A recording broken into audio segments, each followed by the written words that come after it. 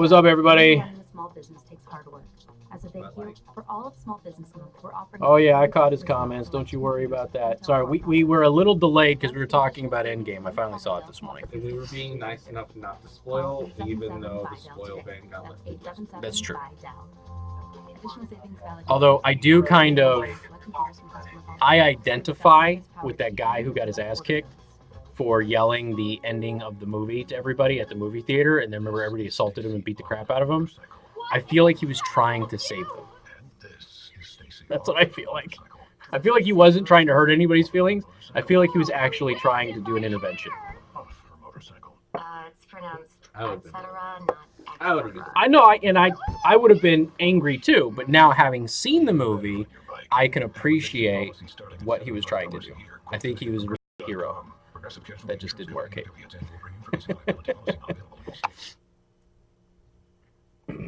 All right, here we go. Maybe not. Hendrickson, News Talk 95.3, Michiana's news channel.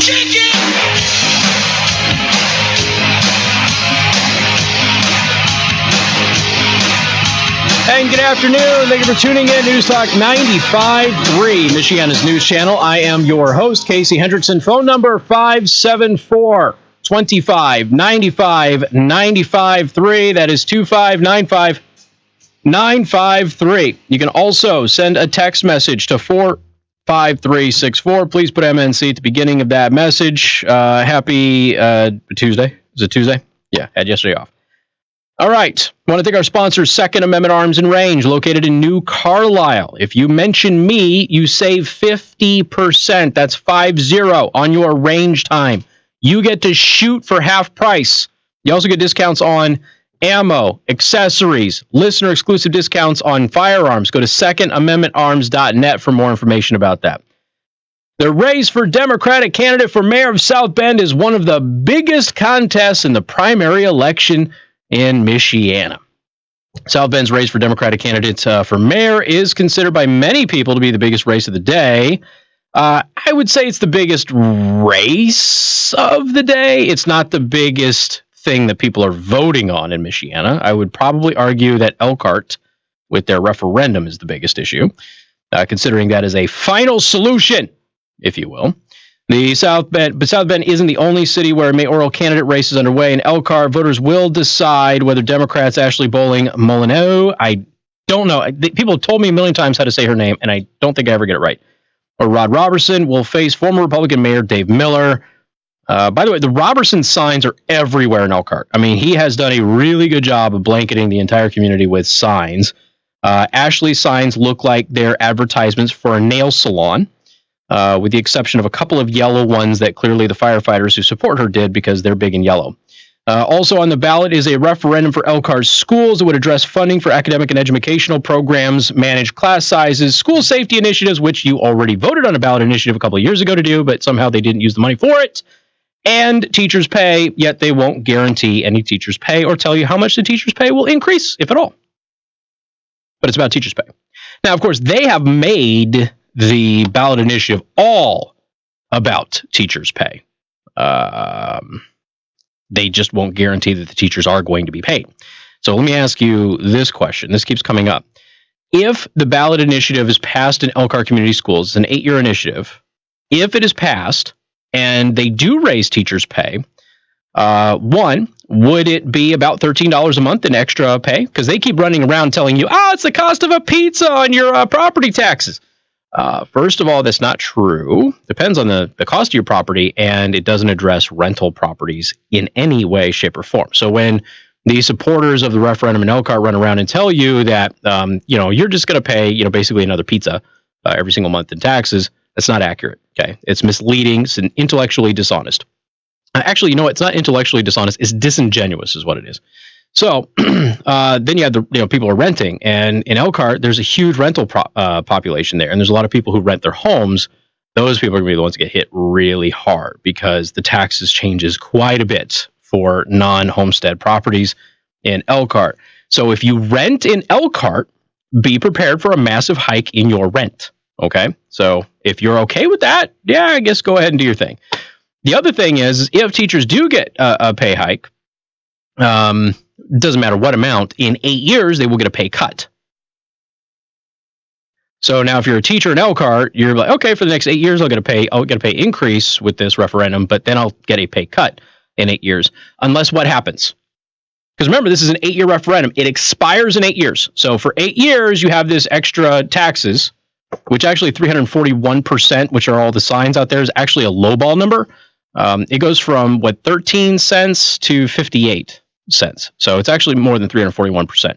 But they use that as an average, and there's a calculation that they do. But if you just take the cents per dollar, then you'll be looking, or cents per $100, then you'll look at it. But if you have teachers getting a pay raise for 8 years, then after 8 years, the thing that gave them the pay raise expires, what must happen for the teachers to not get a pay cut in 8 years?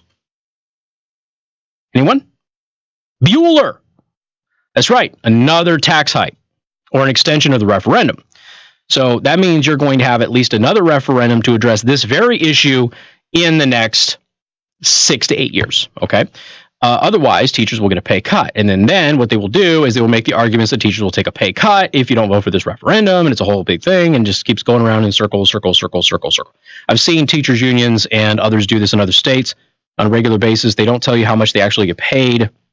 They don't tell you what the funding is for the actual school district, and they don't break down the numbers. They actually mislead the public in making the public think that they're not well funded. Look, Elkhart Community Schools is one of the best funded school systems I've ever seen, and they still lack in results. So it's not a funding issue with Elkhart Community Schools. It is something else. And by the way, that something else may have nothing to do with the caliber of people who work inside the school district.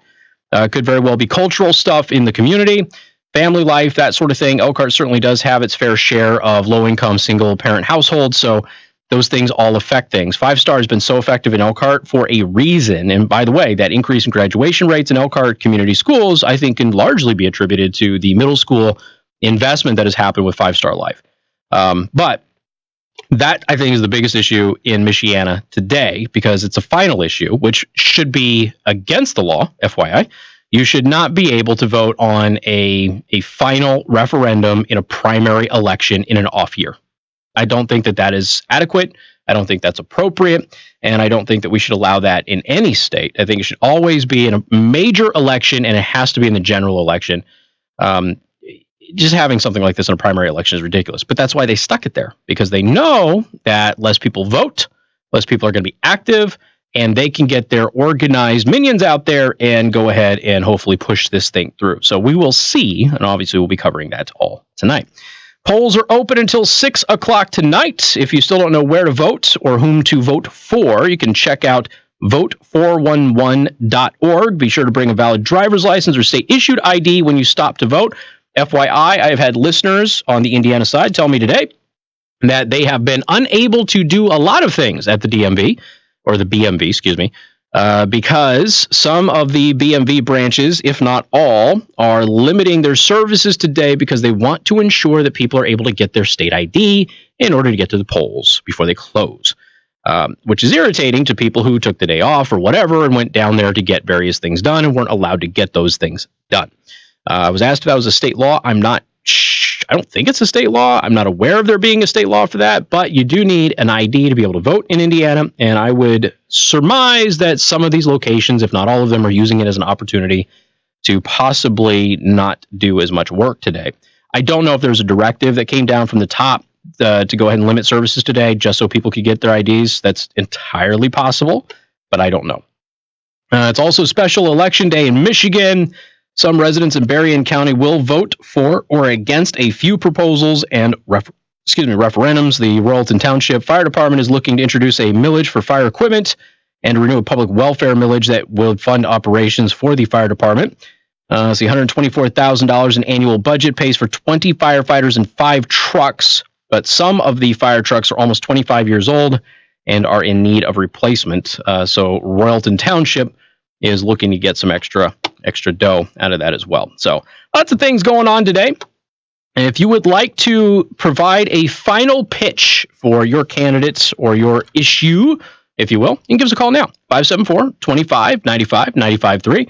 And we do this pretty much every election day. You know, we always give you an opportunity to go and call in, pitch for a candidate, pitch for a cause. So if you want to be pro against the referendum in Elkhart or the millage thing in the fire department thing in Berrien County, however you want to do it. Just give us a call right now at 574-2595-953. That is 2595953. We're happy to go ahead and have you on and let you pitch your people. All right, we got more coming up. News Talk 95.3, Michiana's news channel. Casey Hendrickson. Whatever it is, I didn't do it. So hot in here. Primetable in Niles. 25 years of exceptional food, tremendous service, and great people. Visit Primetable today for breakfast, lunch, or dinner.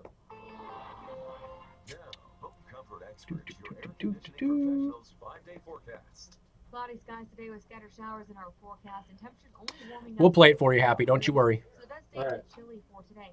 For tonight, we drop down to 46. John says it's been like that forever and a day about the B&B. It's always been like that. Okay. As we get closer to Thursday, another Michiana's news channel, would you like to talk to Casey? Some of which could be on the stronger Are you side. calling about your candidate and or issue on election day? Cooler air moves back in Alrighty, Friday. can I get your first name? Temperatures only warm up to 58 degrees, but at least Jason? we'll see clearing skies here across Michiana. Alrighty, I will try to Step keep into you on. Mother's Day weekend on Saturday looks pretty nice with mostly sunny skies, a high of 66 degrees. In the ABC 7 First Warning Neighborhood Weather Center, I'm meteorologist Emily Kennedy. Michiana's news channel, would you like to talk to Casey? Are you calling about your candidate and or issue on election day? Two Casey specific ones in there for me today, huh? Nice. Okay, can I get your first name? Alrighty. I will try to get you on there. Alright. So my news director says that they have done the limitation of services on the day of an election for a while now. I have never heard of it, but I've also been in Michigan for a few years, so. Every project they do. There are no corners to cut. Everything is measured twice. Graber customer models. So there's that. Vendors, materials, and craftsmen to complete truly custom projects. When you see your new addition in your mind and meet with the Graber team, you begin to see. So what is this? So hour one. Restoring a 100-year-old farmhouse, creating your ultimate living space, or taking your kitchen to the next level. Make it custom. Oy. Call on the Graber family and Graber Customer Modeling. Online at grabercustomermodeling.com.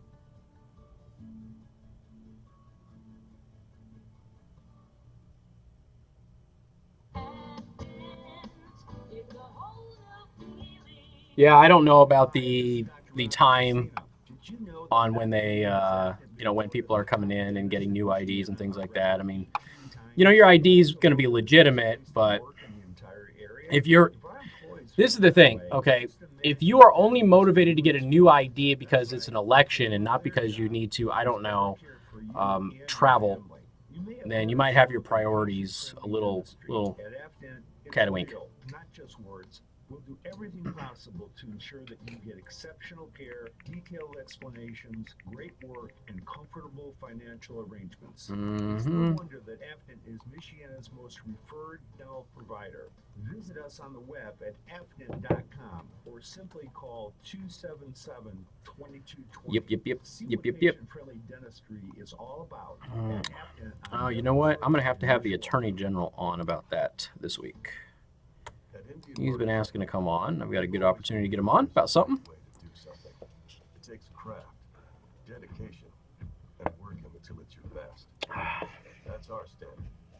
And since 1901, we've built motorcycles. Well, my news guy feels that everybody should know there's limited services today, and everybody should know that. But it's funny how many people online did not know that. So probably because it's not common knowledge. Believe what? That the Elkhart Community School District have mismanaged millions of dollars over the last several years? Nice job on the anniversary gift for Shanna. I'm going to check out Impress next time I'm up that way. You should, Daisy. By the way, they have an event on Friday, which everybody should go to. I'll talk about it a little bit later on today. Really cool event. And you will be able to see stuff valued at over $500,000, by the way. They will have stuff from normal prices to collector's prices. but it's going to be really good. Pretty easy to do, too. I'll explain Wednesday morning on Michiana's Morning News. The V. Mark McGill on News Talk 95.3 MNC. And good afternoon. Thank you for tuning in. News Talk 95.3, Michiana's News Channel. Once again, I am your host, Casey Hendrickson. Phone number 574-25-95-95.3. That is 2595953. You can also send a text message to 45364. Please put MNC at the beginning of that message. News director called and said that Indiana does limit services at the BMV on Election Day just for this purpose. Lots of folks online did not know that and have been irritated by the BMV's operations today. But now you know. And so knowing is half the battle, G.I. Joe, all of that stuff. Going forward, you know not to go ahead and do anything of substance at the BMV on Election Day. 574-25-95-95.3. That is 2595953. Of course, it is Election Day and primary day, I should say. So giving you all an opportunity to go ahead and pitch, whatever you want to pitch, candidates, referendum, whatever, pro, against. Feel free to give us a call right now. Jason, welcome to the program. Hi there. Hi, what's up? I'm just calling basically to say, this tax is a representation of teachers saying we deserve more, but the rest of Elkhart deserves less. I graduated in '95 from Memorial, and I look at all the things that have happened since then. They've got a bigger gym, they've got their stadium. South Central has their entire baseball field, soccer fields, and all that upgraded. They have a brand new football field. How much money did that cost? The problem is management over there needs to be fired. They need to make these classes bigger versus smaller. You can throw as much money at this as you want, and in the ultimate end, you can't fix the system unless you fix the crappy parenting that's going on out there. Well, and here's the impression that has been made with Elkhart Community Schools. Remember, you voted on a referendum for security reasons here recently, but this referendum would address security as well. So you got to wonder, okay, well, what didn't happen with the money from the last one, and what won't happen with the money from this one? But besides that, they've painted the impression that Elkhart Community Schools is not well funded, and that's simply not true. They get over $13,700 per student. That is over $2,000 more than the national average. It is more than Penn gets per student, and yet they compare themselves to Penn routinely. And the reason they do that is because Penn pays their starting teachers more than Elkhart Community Schools. Now, remember, starting pay versus average pay, very different ball game. But they use the starting pay as a way to say that we don't attract good teachers. So, Elkhart Community Schools has been saying, hey, look at our graduation rates have really gone up. Look how awesome we are. And yet they tell you that to attract good teachers, they need to increase starting pay.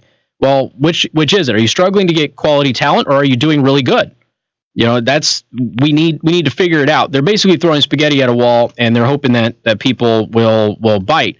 But they're not guaranteeing what teachers will be paid as far as an increase is concerned. I think there's a reason they're hiding that.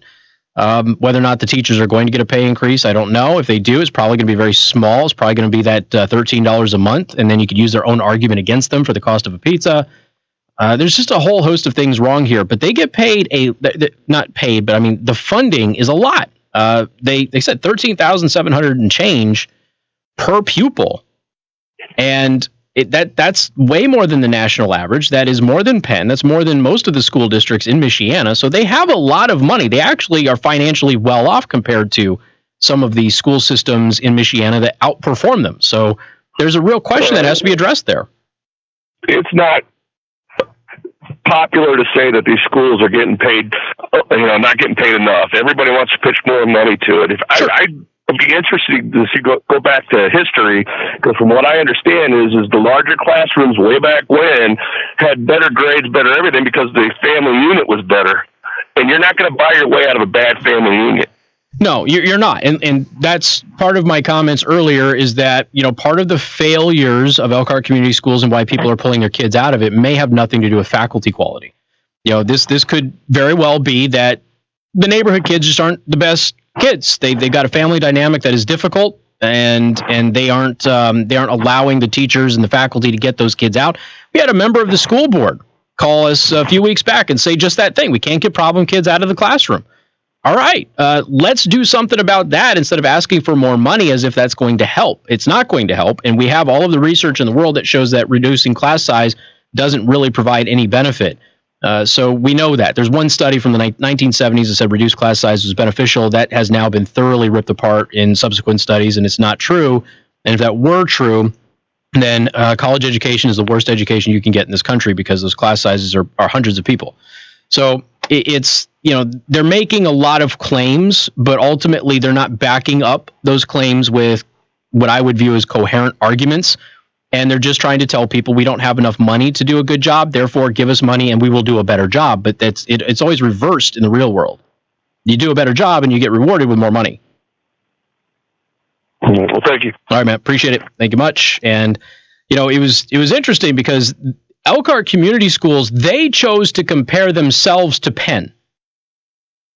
And I thought that was an interesting comparison. Now, Penn is like the model, right? Everybody wants to be like Penn. Penn's got money. Penn's got academic success. Penn's got athletic success. Everybody wants to move their kid into Penn District because they want to give their kid the best opportunity to get seen by college scouts and that sort of thing. It's not the only good school system here, don't get me wrong, but Penn is kind of what everybody holds up on that extra mantle there. And so when they compare themselves to Penn, well, they have to open themselves up to that comparison. Okay, you get more funding per pupil than Penn. Penn has less executives, if you will, outside of the classroom per pupil than Elkhart does. Penn puts 1% more of their funding into the classroom than Elkhart does. So you're going to have to look at this and you're going to have to go, well, okay, they get less money than us, yet more of their money gets into the classroom, their teachers get paid a lot more, and they outperform us. So how is that happening if they have less funding? And that's when people start going, yeah, wait a minute, that's a good point. How is it that Penn gets less money per pupil than you guys do, but they pay their teachers a lot more and they do better? And if you can get people in Elkhart to stop, pause, and go, yeah, why? Then maybe you can start having that difficult discussion of what needs to actually happen. There's a lot of very good teachers, a lot of very good schools in Elkhart. And unfortunately, when you have a debate like this, it focuses on the entire school system and everything else. But these are things that have to be discussed. If throwing more money at something that you can't make competitive and successful now is the answer, well, that's not good enough. You're going to have to come up with solutions on why that is. Anyway, 574-25-95-95-3. Frank, welcome to the program. Hey, how's it going, Casey? Hanging in there, man. What's up? Hey, I haven't been following this primary election like I should have, so it's kind of a general word of caution. Mm-hmm. You've been talking about the way you've been talking. It sounds like this referendum in Elkhart is trying to get shoved down people's throats. Well, and, look, the one a couple of years ago on security, I think people were afraid for their kids. They voted for it. They did some stuff, but they clearly didn't do everything that they needed to do or wanted to do, and now they're asking for security funds and other funds, and they're going to have another one that comes up right after this to pay for the merger, which was supposed to be a cost savings move, so why do you need to pay for it? And then they're going to have another one following up that one. So at some point in time, people are going to have to say, all right, they're going to keep coming back to us as a cash cow, and we've got to hold them fiscally responsible for what is going on. And that's going to require some people to lose their jobs probably. That's part of what prompted this reaction of mine. The reaction I had was, I have heard this song and dance before, and everybody in the country has, and they better be wary of it. We heard it from a Nancy Pelosi. If you want to know what's in the bill, vote for it. Then you'll find out what's in it. And we all found out what was in the bill, didn't we? Yeah.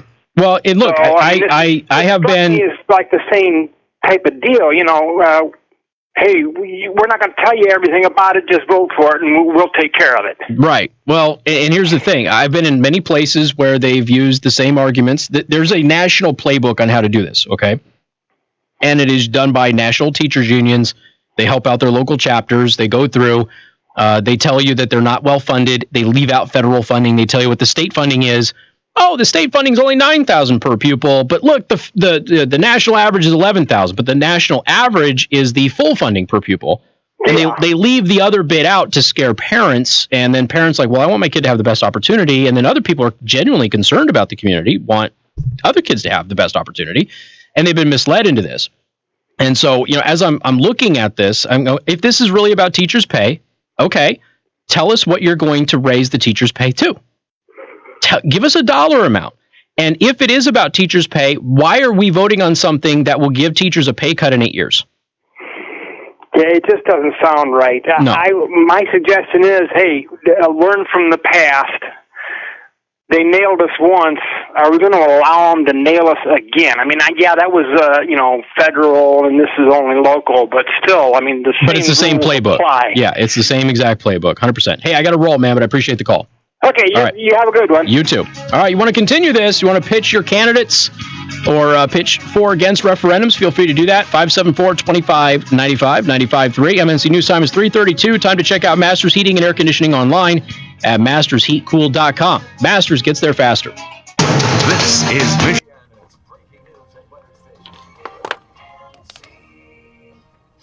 It's always about teachers' pay. And you'll notice that they use the starting salaries instead of the average salaries. So.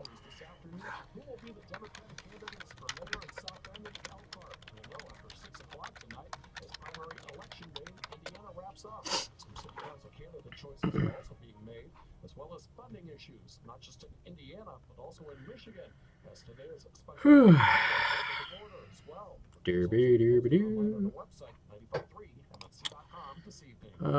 Does Gateway do an average? I don't know if Gateway does an average. Let me see. Greater action against caller ID spoofing and robocalling. Curtis Hill has joined 41 other attorneys general. I think maybe. Michiana's News Channel. Would you like to talk to Casey?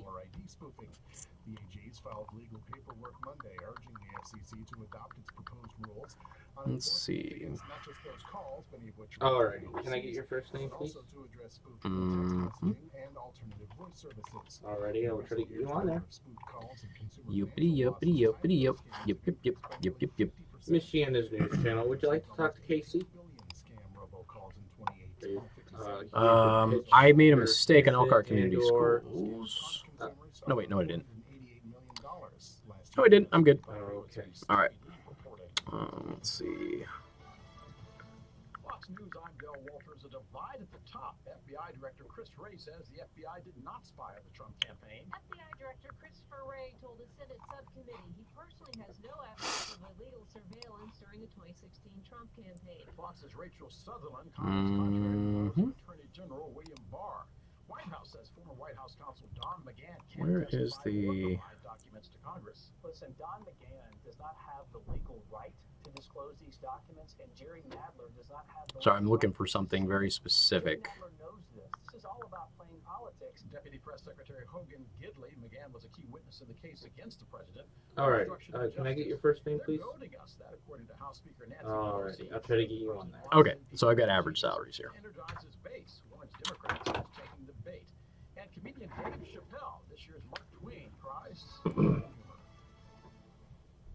Weather served up by the crime table. No, he's not here, so I didn't grab it. What I needed to do is I just didn't have enough time by the time I realized everything and did all that crap with my wife with the couch thing. Is I didn't have time to run and grab an oscillating fan. We should probably have a $15 fan in here anyway. I'll be back. It breaks so often. It would make sense to have it. But no, I'm good. Thank you. Appreciate it. Yeah, we'll talk about the Philly Mosque as well, and the lack of coverage for it. All right, so what's the average salary for a teacher in Indiana? Let's look at that. This is 2009 numbers, though. That's not good enough. I need better numbers. September 374 up 2 1/4. East corn a penny and a half higher, 383 3/4. July soybeans just a half point up at 830 3/4. August also up a half at 837. Unchanged on the all right, so 53. 2 1/4 higher on July wheat, 439 half. September up 2 1/2 going to 448. June live cattle. Is it like a salary.com thing though? No. All the other contracts up a $0.50 or better. Says 50,310. For the national average. Oh, national average is Indiana's average. Indiana's average is 50. 50,310. Okay. You want the national average? No. I was trying to make sure it wasn't the national. Yeah. No, I wasn't trying to get that number. So. Best I can do is this bikini girl like feeding you grapes and Dude. like waving a big. Is it you or an actual bikini girl? No. Because if it's an actual bikini girl, yo, I'm down. Let's do that. Slowly feeding you grapes while you. Hells yeah, grapes are hydrating, yo. No luck. Okay, all right, Discord. Tops the chart. If I had to guess, it would be New York or DC for the top. New York and then Alaska. Alaska's pay is 80,000. Well, Alaska, everybody who basically has to be imported gets paid very well. So, not a lot of teachers. DC numbers. Okay. It just goes over the states. Just goes over the states. All right. Okay. All right. Let's get into the Discord. Hold up. I saw them. They was funny. They was funny. All right. One of them's involves Mark. Oh God. Okay. Will pay for those renovations with a high interest credit card. That may not be a great idea. A better idea, maybe to take cash out of your home with a Quicken Loans 30-year fixed rate mortgage. The rate today. Oh, the Drake one's funny. DC, of course, this number's from 2013. But this says 77,000.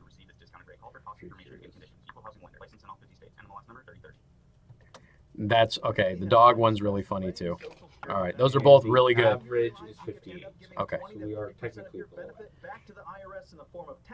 You have made me meme proud, ladies and gentlemen. Thank you. Which that number is what I've heard from. I'm friends with a couple teachers on Facebook. One of them's the ISTA. Oh, I mean, there's no doubt that Indiana teachers get paid less. Yeah, they get paid less, 100%, and I agree that should change. There's one really easy way, well, two really easy ways to make sure that changes. One, since the schools are being funded very well in many places, one, you've got too many administrators. So you need to reduce the number of administrators you have and free up more capital to pay teachers. Two, stop focusing on reducing class size so much, because the studies show that that's a waste of money anyway, and it doesn't really work. So if you do that, but if you do the class size thing, you have to give them the power to actually get crap kids out of school. Yes. Blow it. Right in the corner. Just blow it. Just blow it this way. Yeah, blow it for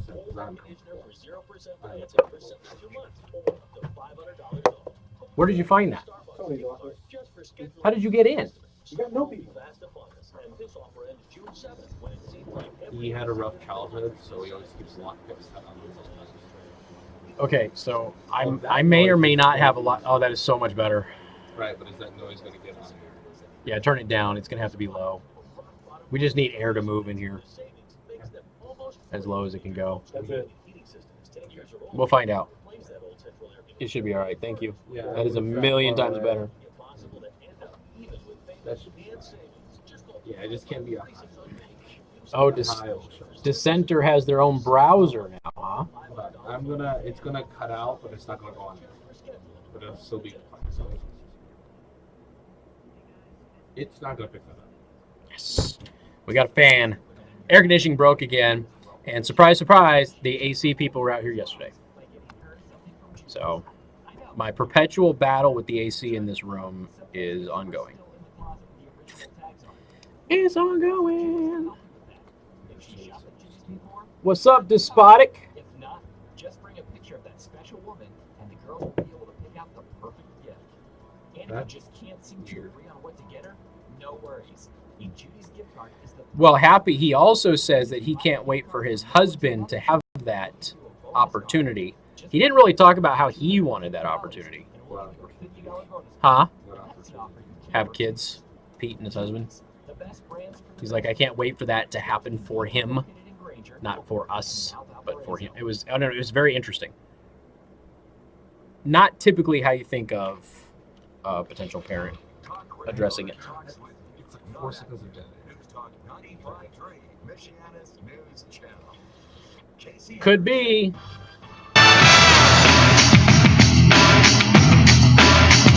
Hey, good afternoon. Thank you for tuning in. News Talk 95.3, Michiana's news channel. I'm your host, Casey Hendrickson. Phone number 574-2595-95.3. That is 2595953. You can also send a text message to 45364.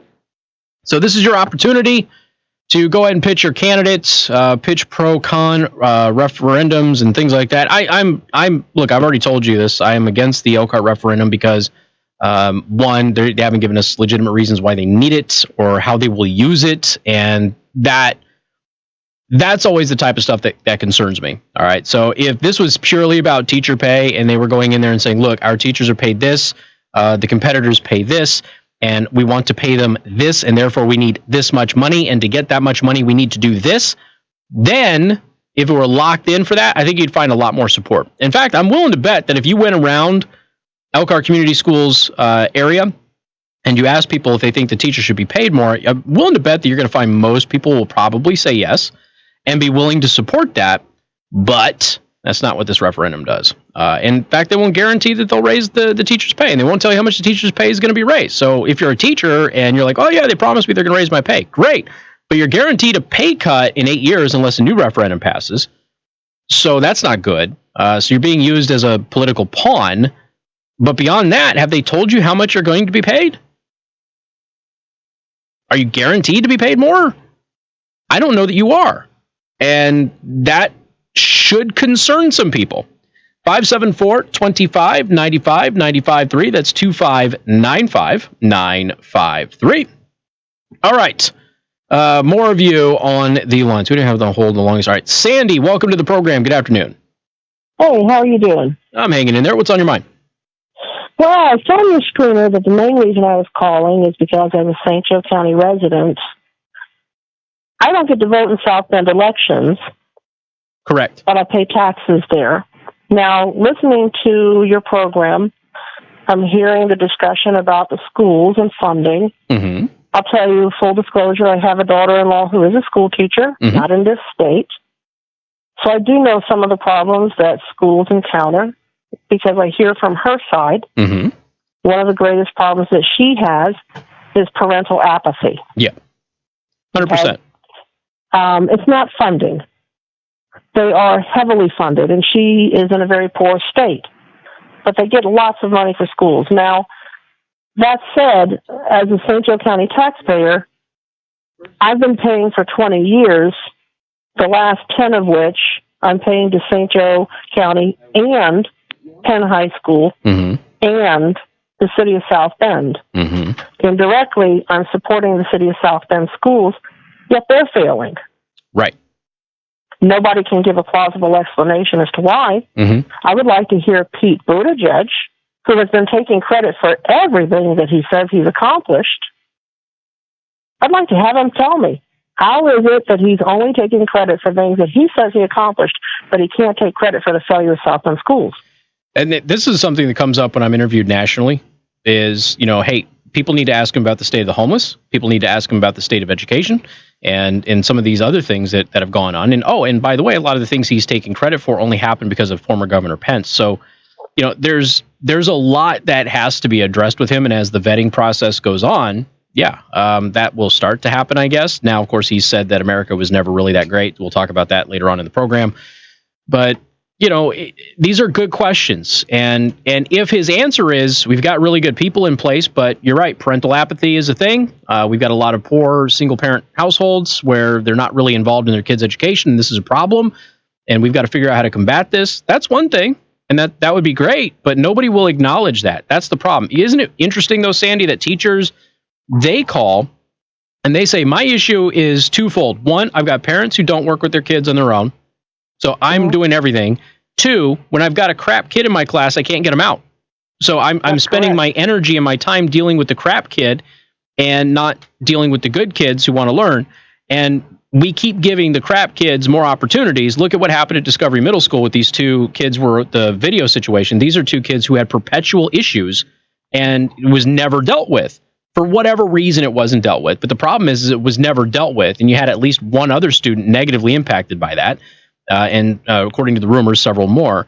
and the teachers have to deal with that, and that's not fair to them. So, we know that it's not fair for the teacher to be forced into settling psychosocial issues that are the parental responsibility. Well, and look what happens when you try to remove. And look what happens when you try to remove one of these problem kids from the class. It becomes a viral video about how you're abusing kids. The school resource officer gets fired, and it's a whole issue again. So you back everybody into a corner, and you don't give anybody the opportunity to succeed. Well, I guess because I'm old, I have a different point of view about a lot of things when it comes to school. Yeah. I did make comments regarding the situation that happened at Discovery. Mm-hmm. I don't believe that those kids need to be incarcerated. I think they need to be worked. Sandy, I'll leave it there. Summertime soon. I hear you. I'll leave it there. I got to bounce. Put them on a Habitat for Humanity project and make them work. There you go. All right. Sandy, appreciate it. You take care. Thank you. All right. You got more coming up. News Talk 95.3, Michiana's news channel. Michigan News channel is everywhere. The top news pages on Facebook and on Twitter at 95.3 MNC. Casey Hendrickson. Yeah, the fan is like blowing the flag all super nice. It's all like flowy. Neato.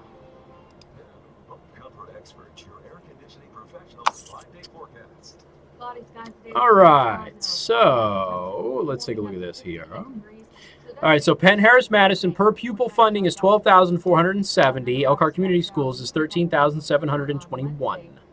Okay. National average is like 11,000.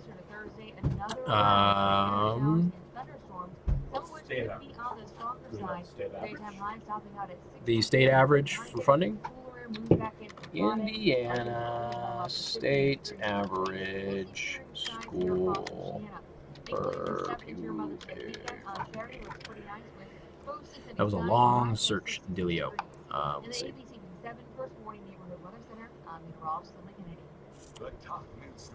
The special counsel found no evidence that all right, here we go. conspired or coordinated with the Russian government. Yes, I would like to continue to the site. Thank you. You've shown America what true community looks like. So Indiana's average per pupil, that's okay. Spending. Are they calculating? Hold on, I got to see how they're calculating their terms. So national 11,762. Indiana is 9,856 on average. Okay. So Elkhart Community Schools gets like $4,000 more than the state average per pupil. They're a well-funded school system.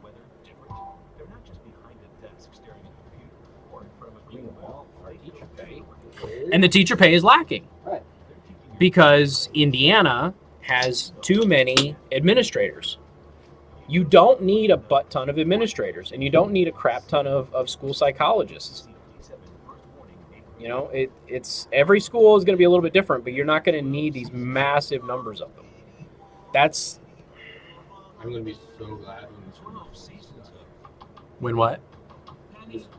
Oh yeah, when you can not have to listen to it anymore. It's time to rewind to day one. Starting Monday, May 20th, watch The Big Bang Theory right from the very beginning. 7 nights a week at 7 on CW25. At Weaver Ag and Lawn Equipment, we know your lawn takes a beating every winter. The arrival of spring rain and the return of actual sunshine. Come on, Casey, just admit it. You don't want to give more money to the kids because you hate children. That was one of the things we did when Casey does Elkhart, when we did start the discussion on the school referendum, was how many people want children to fail. And it was weird, like nobody's hands went up. How many want them to succeed? Everybody's hand went up. Cool. So, it was different questions, but, same premise. People don't want the system to not be funded properly. They just want to know that they're being good stewards of their money. And if you're getting a bunch of money, but you're not spending it properly, then why should we continue to give you money? Think of it this way. You've got a relative who says, hey, I need $1,000 to do this thing. And you give them $1,000 to do that thing, but then they come back to you the next week and they go, I need another $500. And you go, why? Well, because I put $500 towards that thing you gave me the $1,000 for, but then I blew $500 on candy. Why would you give them another $500?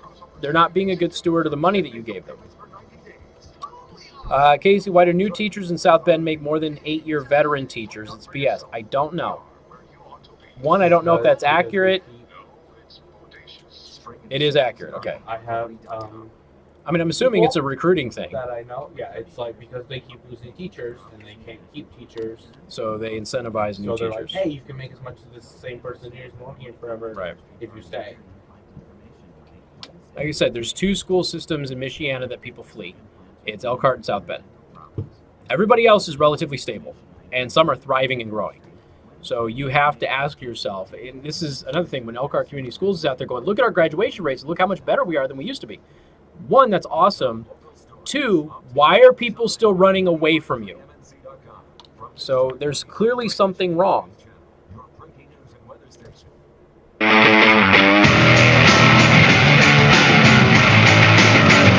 And good afternoon. Thank you for tuning in. Newstalk 95.3, Michiana's news channel. I'm your host, Casey Hendrickson. All right, so just a couple of quick numbers here on the referendum. People have asked me, if you go to the Department of Education, or the National Center for Education Statistics, I should say, if you look at Penn Harris Madison, per pupil funding is $12,470, okay? Which, by the way, is a lot. $12,470 is higher than the national average, which is like $11,700 or something. So Penn Harris Madison gets funded $12,470 per student, okay? And has it broken down by federal, local, and state. If you look at Elkhart Community Schools, per student, $13,721. So a lot more. They get a lot more in federal funding. They get a lot more in state, local, all of that. If you look at the state average, because we pulled this up, the state average in per pupil funding is $9,856. So Elkhart Community Schools gets about $4,000 more than the average in the state. They get $3,000 more than the national average. They are a well-funded school system. Well-funded. So why aren't the teachers being compensated the way that they want to be compensated or feel they should be compensated? The money's there. Penn pays their teachers way more than Elkhart does, but they get less money. So what's going on? The answer to that is not to take more money away from taxpayers and make people who rent property in Elkhart because they can't buy a house pay more and drive them away from the city. The answer is to figure out where all of that money is going when it gets into Elkhart Community Schools, because it's clearly not going to where it needs to go. Kathy, welcome to the program. Good afternoon. Hi, good afternoon. Hi there. Is this Casey? Yep. Hi. Hi there. Thanks for taking my call. I really enjoy your show. Thank you so much. What's on your mind? So I am calling because of the referendum that you're discussing. Okay. And I am a product of South Bend Community Schools. Okay. I'm employed by a different school district. Mm-hmm. I have a daughter that works in Elkhart schools. Okay. Okay. So I've got kind of a spectrum across the way. Mm-hmm. What I'm noticing in the difference in the school systems is a socioeconomic situation that I don't experience, but I know that my daughter does. And the needs of the children, no matter what the situation, still have to be met, and they're being met out of the pockets of teachers. And that shouldn't be happening. But the thing is that you can't really look at a child and say, I'm sorry, but you're not going to get what you deserve. The teachers are making, they're making those allowances, and they're making sure those things happen. Mm-hmm. So the pay that I would get in my school district is vastly different because I don't have to provide the school supplies and the things that I know that my daughter is making up the differences. Yeah, and I agree with that wholeheartedly. But I'm saying there's so much money going into Elkhart Community Schools, there's no reason for a teacher to have to come out of pocket for those things. Well, the money is there. Yeah, but do we also take in consideration how many of those children are on or maybe on a free lunch program? Those needs have to be met. Sure. Now, if you look at the funding, because that's actually in here, by the way, operations, food service, and others, if you look at, is this Penn or is this Elkhart? So this is, all right, Penn Harris Madison, okay? Operations, food service, and others, per pupil is $1,811, okay? It's 22% of their budget. If you look at Elkhart Community Schools, it is $2,034 or 20% of their budget. So they do spend more per pupil on those things. So Elkhart Community Schools does do that. But you have to understand something. When you're looking at the state average, Elkhart Community Schools is wealthy. When you look at the national average, they're well off. So there is money that is there to meet those needs as long as it doesn't get siphoned off into other things that may not be necessary. And when you, and I agree with you. Yeah, and so what's happening is like, I think the superintendent and the administration is pitching the teachers against the people, and I really think that the people and the teachers have the same goal, but they've been pitted against each other because there's a cash cow to be had. And that's my issue. Because I'm willing to bet if you said this is purely about giving teachers a $5,000 a year raise, everybody, okay, entry level on up, and you walked around to Elkhart Community Schools and that money was guaranteed to raise teachers' salary in Elkhart Community Schools, I'm willing to bet it passes without a problem. Well, and I'd be willing to bet you that that'll go right back into their classroom. Probably. The teachers won't see it. They'll put it into their classroom because they're teaching not because they want to be wealthy. Sure, but they're teaching for the love of children. I agree with you wholeheartedly, but at least their financial burden will have been lifted somewhat. But I agree with you. I think a lot of teachers would do that, just because they're caring and they care about their students. And again, that's why most of them are in the classroom. But it would alleviate a financial burden that they have now to be able to have extra money to do that. And I said, I really do. If you were to run around with a referendum purely about teacher pay, and if you looked at the numbers, because the numbers are not good for Elkhart teachers, then I think you would find most people in that city are willing to do that. I really do.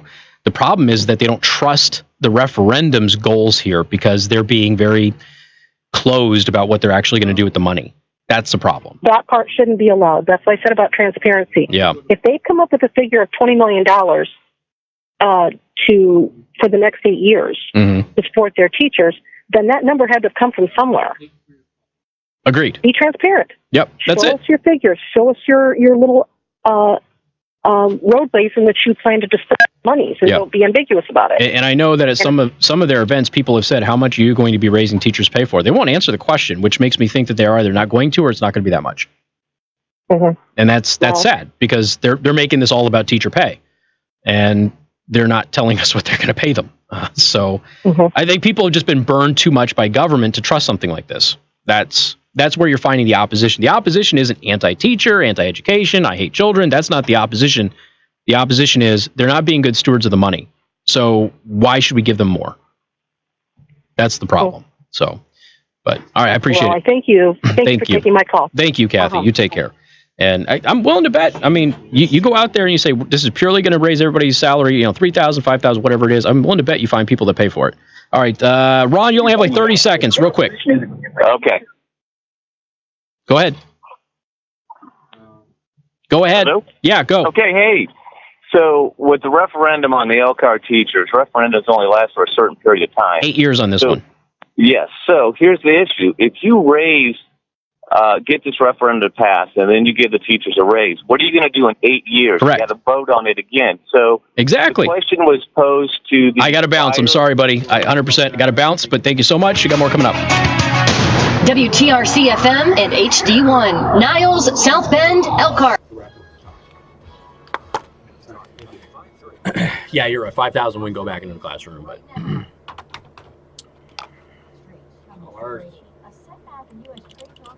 Okay. Yo! So there's $2 which is called, and then I had to hang up because I assumed we moved on. I told he asked if any of the administration had said what they were going to use the money for at all. They give you like a list, but they're not telling you how much. Okay. They're not saying we need $5 million for these specific security upgrades. They're just saying, oh, security upgrades, reduce class size, which means hiring more teachers, right? They're just giving you the list that they always give you. Oh, teachers pay, reduce class size, security, but they're not giving you specific dollar amounts for it. Michiana's News Channel.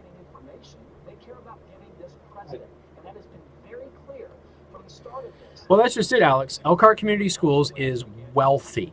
They get paid a lot per pupil. And the fact that money is not going where it needs to go means it's not being managed well. Now, whether that means they're overspending on things, whether that means they have too many people in certain positions that they're paying, salaries for, and maybe those salaries are too high. It could be a myriad of all of it. They've got that building that they're renting that they're not using, which is costing them a couple million, I think, a year or something like that. There's a lot of stuff that they're wasting money on that could easily be put towards teacher pay or security upgrades. But again, you voted on a referendum for security upgrades. So why wasn't that taken care of? Why were some things done instead of other things? There's so many problems with it. But if you went around to Elkhart and you said, hey, look, here's the national average on teacher pay, here's the state average on teacher pay, and Elkhart Community Schools is below that. We want to get them at least to the state average. And you were to go ahead and pitch that to everybody, I'm willing to bet everybody in that district votes for it. I mean, not everybody, but I'm willing to bet a majority do.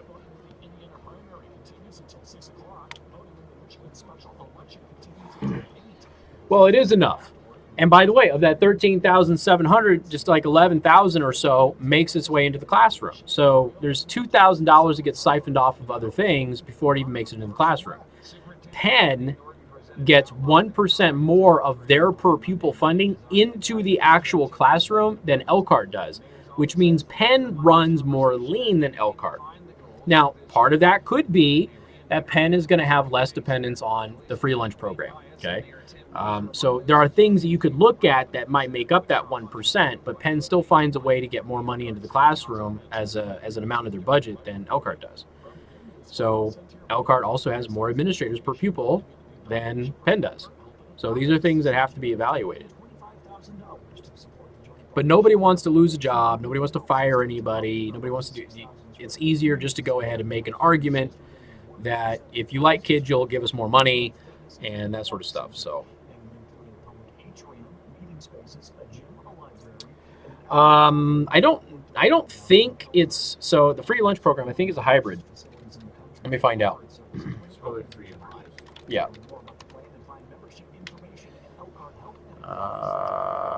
Let's see. I'm fairly certain it's a hybrid.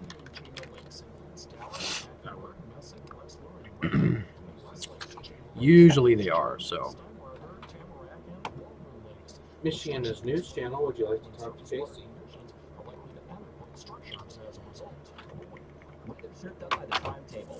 Wrong number, apparently. Okay. Well, there you go. 6:30 a.m. to 10:30 a.m. Wake up and go to the prime table. Comfort experts, your air conditioning professionals' first warning forecasts. Today, damp and dreary tonight. Temperatures will slide into the lower 40s with a chance of rain or drizzle into the morning hours. Chance of showers continues on Wednesday, just a little warmer with highs in the lower 60s.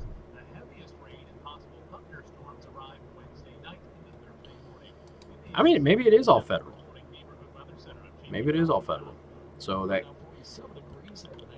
now their total funding also includes federal funding. So, I mean, I suppose that my assertion would be accurate either way. When you tell her to enable the 95.3 MNC skill, it's Talk 95.3 Michiana's news channel, your breaking news at 11 station. The days are longer, the sun is poking through the clouds, and before you know it, spring has arrived. In 2007, the General Assembly enacted legislation that requires schools to have 15% or more of their enrollment eligible for free or reduced price meal benefits to offer. Wait a minute, really? And much more, all in rich colors that almost seem magical. Plants so healthy. In 2007, the General Assembly voted to require schools to have 15% or more of their student body on the free or reduced program. I'm wondering if this is, see, I've been really interested in this because of what they did with my daughter, because they put my daughter on it for this last month of school in order to keep her in school. And I figured the school got more federal funding as a result of it. But in 2007, the General Assembly passed a requirement that 15% or more of their enrollment is eligible for free or reduced lunch. As a thank you, Or for all of yeah, the breakfast too, we're but offering up to 45% off select computers with Intel Core processors. Plus, get additional so every school has to have 15% of their student body or more qualify for free or reduced lunch programs. Additional savings valid May 6th through 30th at 8 a.m. Eastern on select computers from customer call staff. Excludes Dell Canvas, College 230, and select order codes. Yeah, the federal government does, but it goes into the full funding budget, so it'd be just a part of the federal portion of the budget. I would assume, but I don't know. So y'all might be right. I was assuming they would all just kind of come in, but if it's funded separately, then and it wouldn't be counted into the full per pupil funding, then I guess that would make sense. Look at this article I found about urban planning. You're better on your bike. Progressive Wow, keep you on that's crazy. in as little as 3 minutes. Crazy. Progressive Casualty Insurance Company and affiliates. 15%. Good load. Casey Hendrickson, News Talk 95, Michiana's News Channel.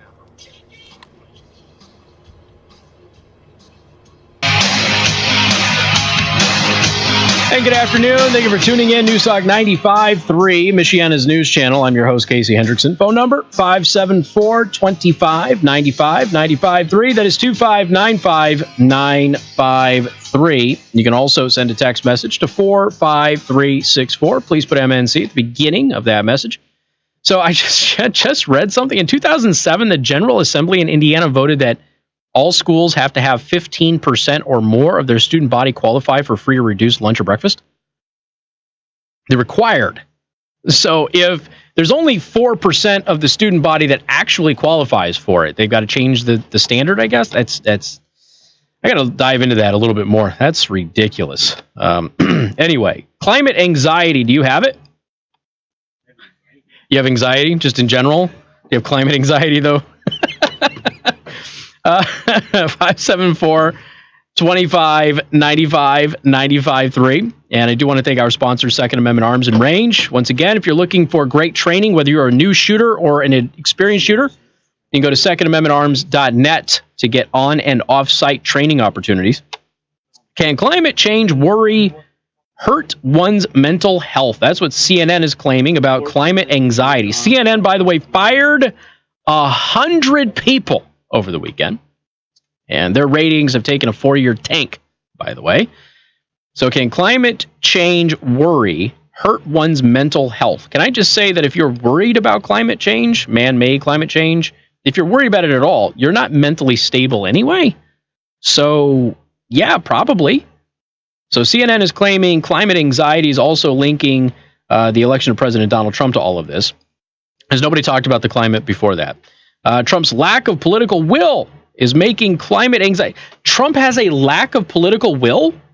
I thought Trump was too politically willful, and that's why they hated him. It's making climate anxiety worse for many people, according to CNN today. One professor claimed that a student spent 2 hours crying after learning about global warming. Probably because that student was not told the truth. Do you remember when England was doing this thing where England was running around and they were showing an inconvenient truth to students, and they were actually requiring students to watch this? And what they actually ended up finding out is that a lot of these students were having nightmares now. They were waking up about how they would go to sleep and wake up in the middle of water and all of that stuff, because that's what they were telling them would happen. You just go to bed one night, you'd wake up, and all of a sudden you'd be swallowed up by a tsunami because some iceberg melted. And of course, this would take, centuries to actually happen, and the water will creep in actually pretty slow, and you can just pack up and move, and it'd be an easy thing to avoid. But it's kind of interesting that all of this happened. By the way, the courts ended up ruling against the pushers, if you will, of this fear mongering, and in favor of parents who are saying you're giving our kids anxiety over something that's not even proven. So stop. With the Trump election, the change in my students, the sense of grief and fear and paralysis in the room became palpable, said Wendy Peterson Boring. What a perfect name for a professor. Professor Boring. A gender studies professor, which is a boring thing to study, by the way, at Willamette University. Climate anxiety is real. Okay, the anxiety is real, The thing that they're anxious about is not. That's the problem.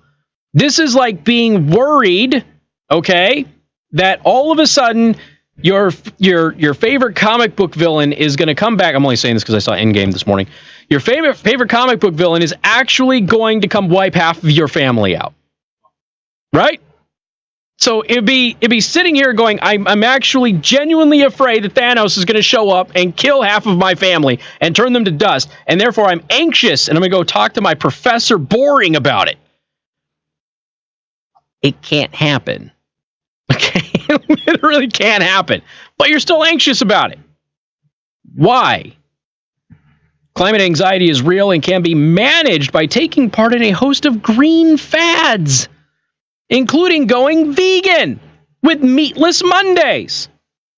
What do vegans do? They don't eat any animal products. Okay, they don't eat any animal products. What vegans do is they murder thousands of animals for every vegan plant field of vegan food that is planted. A meat eater will eat the animal. A vegan will just murder it and leave it to rot. Isn't that nice?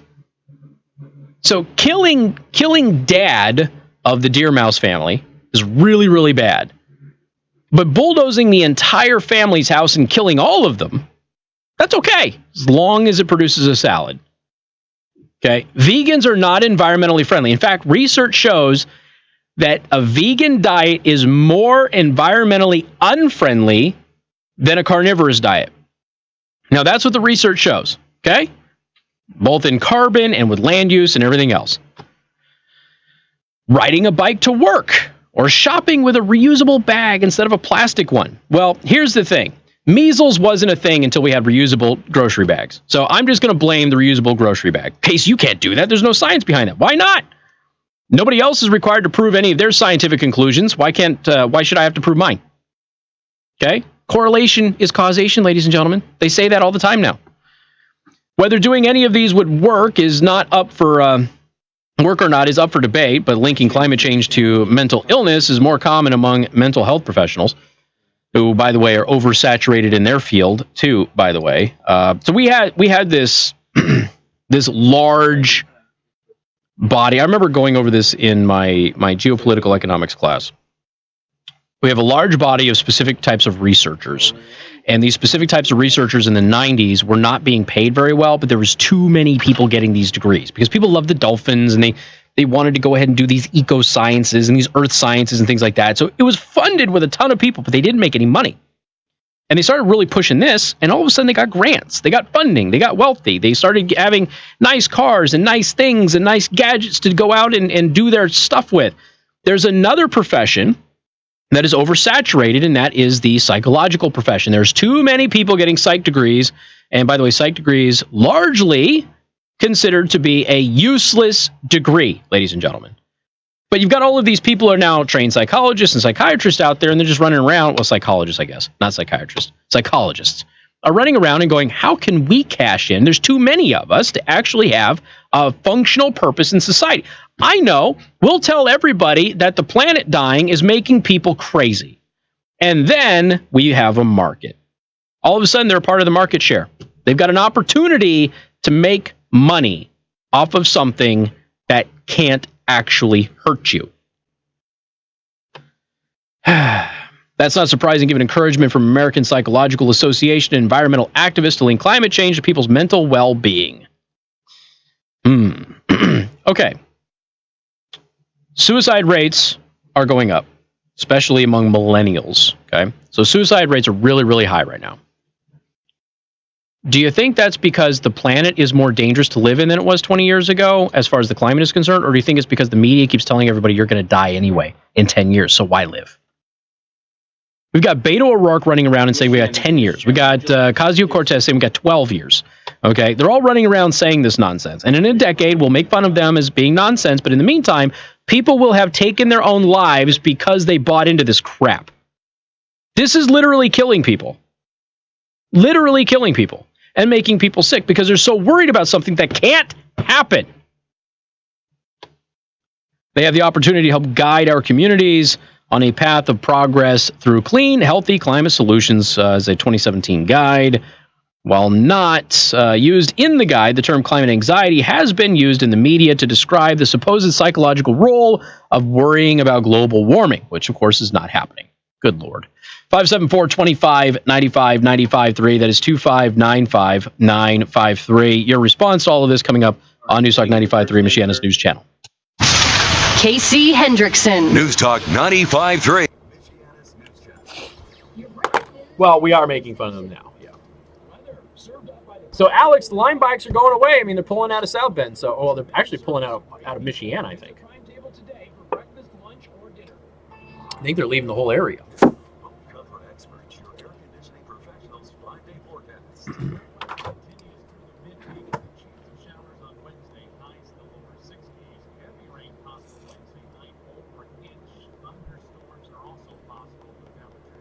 Eat meat and save the vegetables. So they're doing the meat is the vegan is murder thing. Nice. Michiana's news channel. Would you like to talk to Casey? Are you calling about the climate change topic? What was your first name? This is probably like a bogus call. Okay. Say that again. Michigan Treasury tomorrow. From Michigan. Okay. You're on there. So I'm like, Okay. I don't know. So. Okay. My taxes are handled. Thank you. Are you calling about the climate change topic? Alrighty. Can I get your first name then, please? Alrighty. I will try to get you on there. Boop. Damn, a lot of people are climate anxious. She's the one who changed your dirty diapers. She's the one who picked up your toys. She's also the one who cleaned the house, picked you up from school, made do practice, all while being the shoulder you could lean on. This Mother's Day, show Mom how much you appreciate all she did for you. By doing something unlimited for her. Stop by Parkwood Auto Spa at one of their locations and get her an unlimited car wash for a month. For only $15.95, Mom can have the luxury of a limited car wash. Every time she gets her car washed, Got full phone lines talking about this crap. Isn't that interesting? what a great child you are. Coupon books are also a great way to tell her how much she means to you. Parkwood Auto Spa is home of the buy 5, get 3. Comet's still upset that Thanos isn't real. She is by making her car the best looking car on the road. Visit Parkwood Auto Spa on Edison and Mishawaka and Ireland Road in South Bend or online at parkwoodautoSpa.com. Are you a business in the Michiana area that wants to impress clients and build your brand with truly distinctive Yeah, keep an eye on reads and stuff today too, by the way. I know you usually do, but I haven't had any yet. And I know that I have some this week. district of downtown Elkhart? We cater to your every need, serving up exceptional wine and food pairings and providing a distinct corporate experience. Yeah, there's several warehouses, but they're pulling out because Notre Dame would not allow them to have the electric bikes because they're going to electric bikes, and Notre Dame was like, nope, no mini motorcycles hanging out on Notre Dame's campus. Supplies you need to take your lawn to the next level. At Neck Sand and Stone, you can choose from over 100 different materials for your unique landscaping projects. Their wide variety of bulk landscaping stone is perfect for capturing the look you want. Make Neck Sand and Stone the next step toward having distinctive and exceptional landscaping stones. They're located just east of State Road 15 in Paris. Find them on the web at nets.com. Climate anxious. Don't mind me as I interrupt your Well, climate anxiety is something that they had, so I just said anxious. So I can't really claim credit for it, I guess. That's a mistake. It's 420. To this radio station, Burn 'em, baby, burn 'em. Radio ad for Noxatril, the potent all-natural male enhancement pill. Men constantly reach out and ask me, does this Noxatril really work, or is it just another scam product? I can tell you, there's Oh, by the way, if you haven't seen Endgame yet, Thanos dies in like the first 5 minutes. It will transform your life in the bedroom once and for all. Strong, powerful results that increase your people blood in the flow audience fast. said No what? prescription, no side effects. Just imagine Viagra on steroids. So call I was one of them. and take advantage of an incredible free bottle offer shipped discreetly to your door. Find out how to get a free bottle of You said they lifted the ban. They did. So, F you all, okay? It's a 3-hour movie. So call now, 800 That's as long as Gilligan's Trip. He's on a 3-hour tour.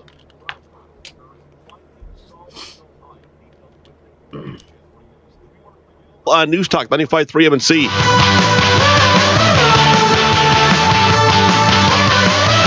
So we've got a fan in the studio today. Dave was kind enough to go find us a fan because our AC broke again, which is like an every 3-week thing. And so he got us a fan, and it's making my flag tapestry behind me actually run like a pirate ship. It's actually kind of a nice effect. Go watch the live stream, youtube.com/Casey the host. While you're there, make sure you subscribe to my channel and click the like button. If you're on Twitch, go to twitch.tv/Casey the host. You can rehost this channel or do all sorts of cool stuff with it. All right, 574-25-95-95-3. Climate anxious individuals are apparently all over the place. And you have Professor Boring. That is her real name, Professor Boring, a gender studies professor. So she can speak with authority on climate issues. A gender studies professor is talking about how she had a student in her class the other day cried for 2 hours after learning about global warming. I'm sure that student was taught the truth. Anyway, Michael, welcome to the program. Good afternoon. Hi. Hi there. Hey, I was having a conversation with this meteorologist on Facebook, and he showed me a graph of the hockey stick. Yeah. And I says, that's only 150 years. You've only been keeping data for 150 years. So then he showed me this 4,000-year-old graph, and the upward trajectory of the hockey stick started 4,000 years ago. Uh-huh. So I showed him a graph of the entire Earth's history and the climate of the entire Earth, and that hockey stick graph was basically normal for the last 10,000 years. Right. So that's like the Stone Age. So I'd like to posit that the introduction of technology is actually saving the Earth instead of destroying it. You know what's interesting about the hockey stick is the guy who came up with the hockey stick disavows the hockey stick graph. Yeah. So why are they still using the hockey stick? Because it looks impressive. Oh, it looks impressive. That's right. Well, and here's the thing. One of the things that they do also is they go back and they retroactively rewrite the temperatures from hundreds of years ago. Yeah. So you remember Iceland? Was Iceland or Greenland? Greenland. Sorry. Greenland. One of the two had an entire decade where there was abnormal weather. And they actually went back and they rewrote all of the temperatures and they erased this weather phenomenon that is well known there. And so you've got a bunch of the professionals in either Iceland or Greenland, I have to look it up, who are looking at it and going, wait a minute, you can't just rewrite temperatures retroactively and erase an entire decade of weather that we had and pretend it didn't happen. And that's what's happening. They're going back every time their models. Remember, the 15-year pause happened. Okay. And which is still technically ongoing. I think we're at 18 years now. Yeah. But it happened and nobody could explain before the internet how often they've gotten away with this type of behavior. Sure. We just put it out and say it and nobody has any ability to contradict it. Correct. Sometimes they get away with what they wanted to do. But here's they couldn't get away with it. I forgot what I was going to say now. I had a really pertinent point, but I'm glad you got about Greenland? Yeah. Something like yeah. So anyway, they go back and they retroactively rewrite these temperatures, okay? And they go back hundreds and hundreds of years. And they just say, well, the temperatures that were recorded then, they weren't right. We think that they were actually this. How in the world do you know what temperature it really was? And why do you think you know what the temperature was 100, 200 years ago better than the people who were there? Yeah, I thought about that. And they go to those ice cores, and they if they looked at the type of plant life and stuff that was alive at that time, they would be able to tell what kind of environment that plant could survive in. Right. Well, we've also they could get an estimate of how cold or how warm it was by the plant life that's captured in that ice. You have to understand something too. I mean, we've only had this satellite data here for 40 years. And so we're basically going on this very short amount of data, and all of a sudden pretending that we have, this breadth of knowledge, right? Yeah, exactly. Yeah, and that hockey stick, the top of that hockey stick is 2050. Sure. Well, I mean, look, they've been caught NOAA's been caught the past couple of years trying to pretend that the temperature is hotter than it really is too. It's all after adjustments. It's not what the raw data shows. Anyway, I got to roll on, but Michael, appreciate it. Thank you very much. 574-2595, 95.3. Let's not forget, back in 2006, NASA said everything was cooling off. NASA is once again warning about cooling because of the sun's activity. Jake, welcome to the program.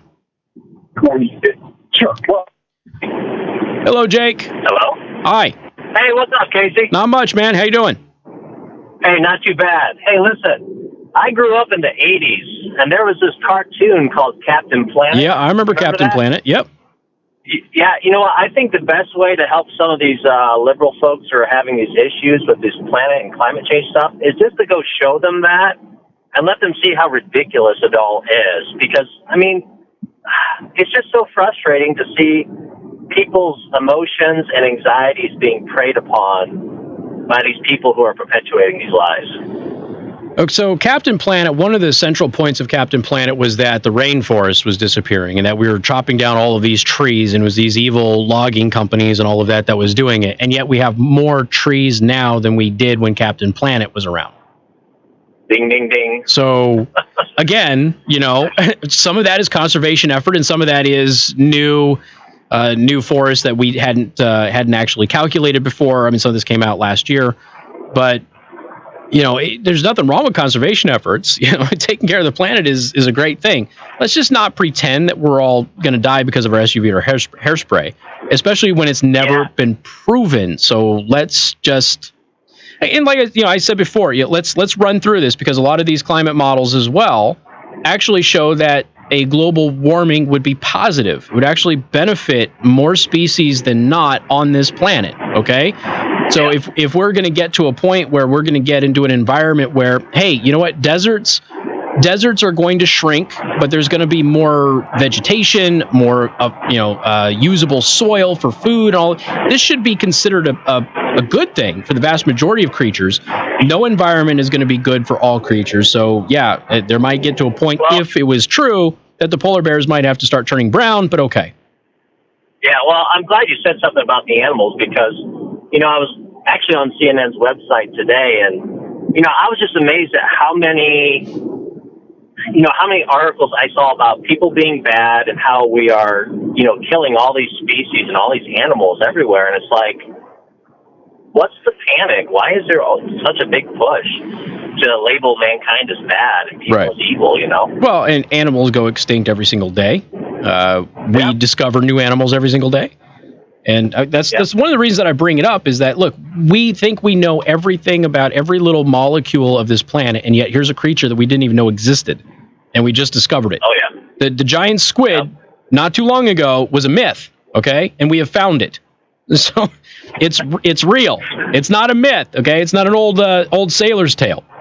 So we don't know a lot what's going on, but the one way that I kind of get people is, I said, all right, here's the deal. Here, I'll label off several things that are now proven to be lies. Okay, that sick polar bear on National Geographic, that was a lie.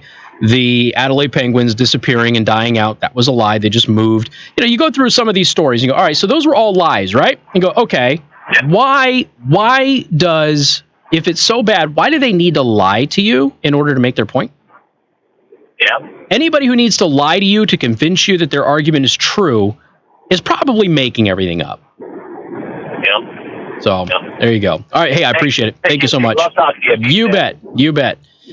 Somebody texted me and said, maybe high pollution CO2 is helping the trees grow more. Oh no. Yeah, there you go. I mean,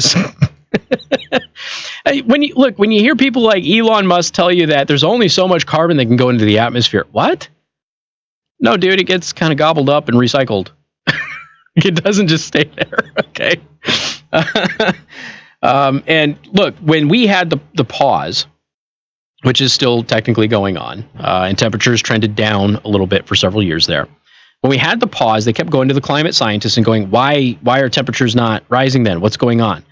And they didn't have an answer. And so for several years, we had these articles of going, nobody understands why there's no warming anymore.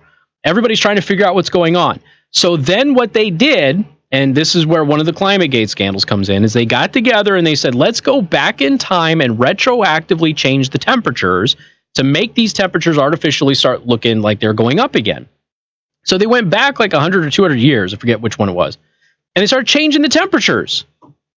And they made them colder than they were to make today's temperatures look hotter than they really are. It's ridiculous. And, Goshen's been flooding for how long? Right? You're rolling your eyes at me. Joe, why are you rolling your eyes at me? Goshen's been flooding for how long? I've been here 8 years. I know this. Yeah, I roll my eyes because every time there's a big rain, it always floods. It always floods. Always a meme on the internet. So some local meteorologist says, no, it's because of climate change that this is happening more than usual. And a bunch of people who have grown up in Goshen are like, no, this has been happening my entire life. It's Goshen. Got news for you. Goshen catches water. It's a bowl. I think it's the parking lot at Kroger that floods so bad every year. It's Goshen is just a giant bowl of water grabbing stuff. That's all it is. But this type of it's ridiculous. Everybody takes these normal things that happen on a regular basis and they make them some catastrophic event. And you have to understand, it's all anecdotal. None of it can actually be tied to what they say it's tied to. The temperature readings of some of these meters, they're right next to heaters, okay? We literally know where they are. They're next to heaters. It doesn't make any sense. It doesn't make any sense. But they scam people with it. They scare people with it, and then people freak out, and then people commit suicide. And then in several years, when it's all debunked again, because, hey, look, it's 10, 12 years down in the future, and guess what? We're all still here and thriving. Everything's going great, and none of the stuff you claimed is true. But little Billy's still dead. Little Susie's still dead. Because they were afraid that their future was already gone anyway, and why live in a world that's going to end in 10 years? And they took their life. Because you had people perpetuating this nonsense. It's ridiculous, and it's dangerous, and it's immoral.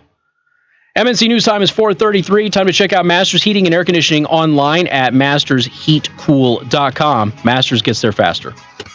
This is Michiana's breaking news and weather station.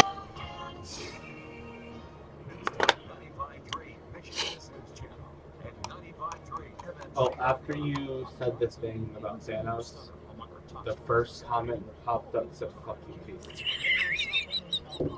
Just so you're aware. The ban was lifted. The Russo brothers lifted the ban as of Monday. If you haven't seen it yet, I'm sorry.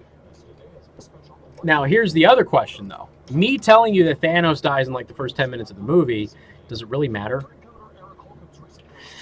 You don't know because you haven't seen it. So you don't know if it actually matters. So you have to go see it to see if you even need to be mad at me, because your being mad at me might actually not make any sense. Or it could make all of the sense in the world. You won't know. Yes, we're moving on. You won't know until you see it. Michiana's News Channel, would you like to talk to Casey? Climate anxiety is some bull.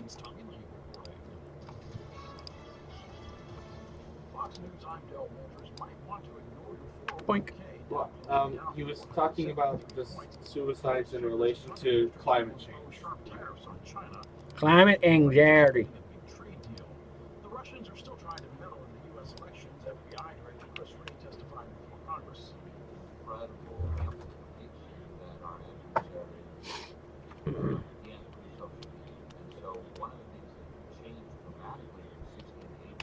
It is super hot in the studio. But see, I dressed for the weather outside, not for a broken AC inside.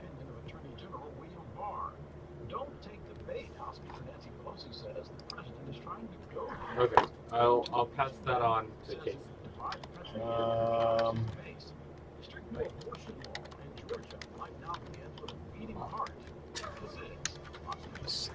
Always have the hardest time.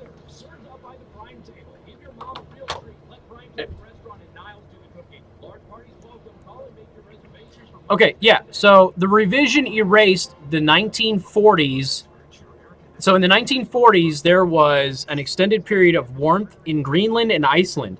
And they went back and they retroactively deleted an entire decade of extra warm temperatures. In 1974, the CIA showed a huge temperature spike in Iceland in the 1930s and the 1940s. and this is like well known in the region because they, you know, it was anomalous, and so they went back and they just retroactively deleted all of the 1940s and all of that warm temperature there. They just erased it.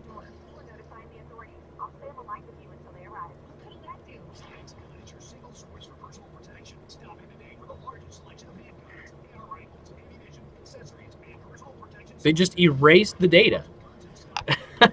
So it's like, all right, if you say so.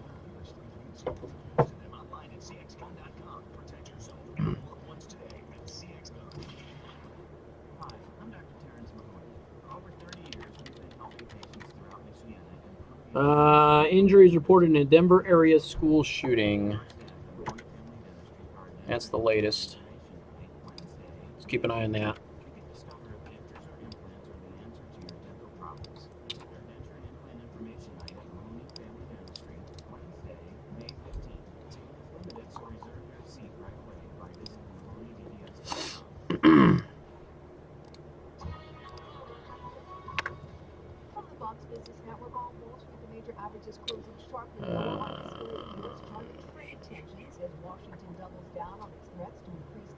Chinese goods. Among the laggards today, trade-sensitive stocks like industrials and tech companies, Boeing, Caterpillar, Goldman Sachs, Home Depot, and United Technologies accounting for almost half of the Dow's losses today.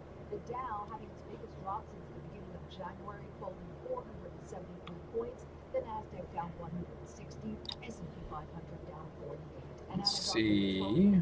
To end its takeover deal with Chevron in favor of a revised bid by U.S. drought is at a historic low right now. Okay. It's not here. Yeah, it's. I mean, overall, the national, you know, drought is at a historic low. Let's see, what else do we have here from the latest stuff? We've talked about the forest fires before. Forest fires are not more common. A better idea may be to take cash out of your home with a Quicken Loans 30-year fixed rate mortgage. The rate today on our 30-year fixed rate mortgage is 4.5%. APR 4.78%. Call us today at 800-QUICKEN or go to rocketmortgage.com. Rate subject to change. 52% fee received as discounted rate. Call for cost information and conditions. Equal housing market license in all 50 states. NMLS number 3030. The Fox Business Report, powered by Home Comfort Experts. Plumbing, heating, and cooling. Keep your hard-working AC running smooth with a tune up today. Still tracking those sunspots. Sunspots? We want you to make us a part of your routine. I don't know. We want to be in your living room every single night. It's an indicator of sun activity. And No, not. I know. What oh. sunspots are.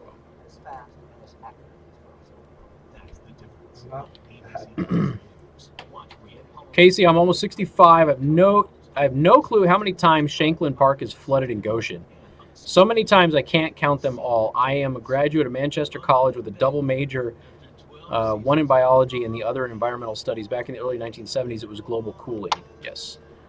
Paul Ehrlich, the population bomb. You know where I'm going with this crap. Never did buy into it. The thing is like, you know, Ehrlich was one of those guys. Casey, it's the worst weather ever. Paul Ehrlich is one of those guys who made a bunch of those false claims for Earth Day, and he's still out there making those things. So, said you're continuing to buy into crap that's never come true. Men to be lazier, softer, fatter. We need to bring the men of this country back to greatness. And it's easier than ever with ageless men. So it's a STEM school. With an ingredient that helps boost your total testosterone, promoting greater increases in muscle size and twice the reduction of body fat percentage than exercise alone. Plus, an amazing 64% increase in nitric oxide, which can be handy in the gym and in the bedroom. Take your manhood to the max by trying your first 30-day bottle free when you text the word DUNK. Not a school shooting. Let's see. Finally, a formula that boosts total testosterone. If your results with ageless male max are too intense, please decrease use. For your free bottle, text DUNK to 797979. Text DUNK to 79. Let's find out if it's at the school or just near the school. Talk radio that talks with you, not at you. News Talk 95.3. Michiana's news channel. Casey Hendrickson. 2 suspects in custody. Police are engaging a third. And good afternoon. Thank you for tuning in. News Talk 95.3, Michiana's news channel. All right, so there's a STEM school in Highlands Ranch. This is in Denver. And so there is a shooting that has been reported. There are victims. There's 2 suspects in custody, they're saying. They're engaging a third. There's conflicting reports of whether this is at the school or near the school. So let's see here. I'm trying to find the quickest time here, or the most recent story. All right, so it's a Washington Post. Authorities say shots have been fired at a school in suburban Denver. Again, there were reports that it wasn't at the school, so we're still trying to figure this out. That looks like a school in the background there. Law enforcement updating school shooting. So we'll have an update here on law enforcement here soon on this. So the Denver channel is multiple victims in shooting at STEM school Highlands Ranch, according to authorities. But again, they don't have any additional information about that. At least 1 victim was shot. 1 suspect was down. The television says 2 suspects in custody. They're engaging a third. They believe 2 are injured. Okay, so we're monitoring that in Denver. We will get. Okay, so the school district nearby was secured as a precaution. So the STEM school is the one where they're saying that this happened at. So we're supposed to get a report from authorities in Denver here soon. We'll go ahead and update you on what is happening. All right, so now let's look at the Great Lakes, okay? So the Great Lakes, you know what was really funny? So Lake Michigan froze. Remember that? Lake Michigan froze this last year. And Lake Michigan not only froze, but it was the thickest ice that they had seen in, what they say, a decade or something like that. It was some ridiculous amount of time. That it was the most frozen that Lake Michigan has been in a very long time, okay? And immediately after the ice had thawed and we started getting into spring, they were talking about how the water was warming up because of climate change. Which is it? Okay. Which is it? Is the colder water causing warmer water? Yeah, it's getting nuts. So now Great Lakes water levels are expected to set record highs. The forecasted water levels on Lake Superior, St. Clair, and Erie are all expected to break records set in the early 50s and in the mid 1980s. U.S. Army Corps of Engineers Detroit District announced that record high water levels are forecast on several of the Great Lakes over the next 6 months.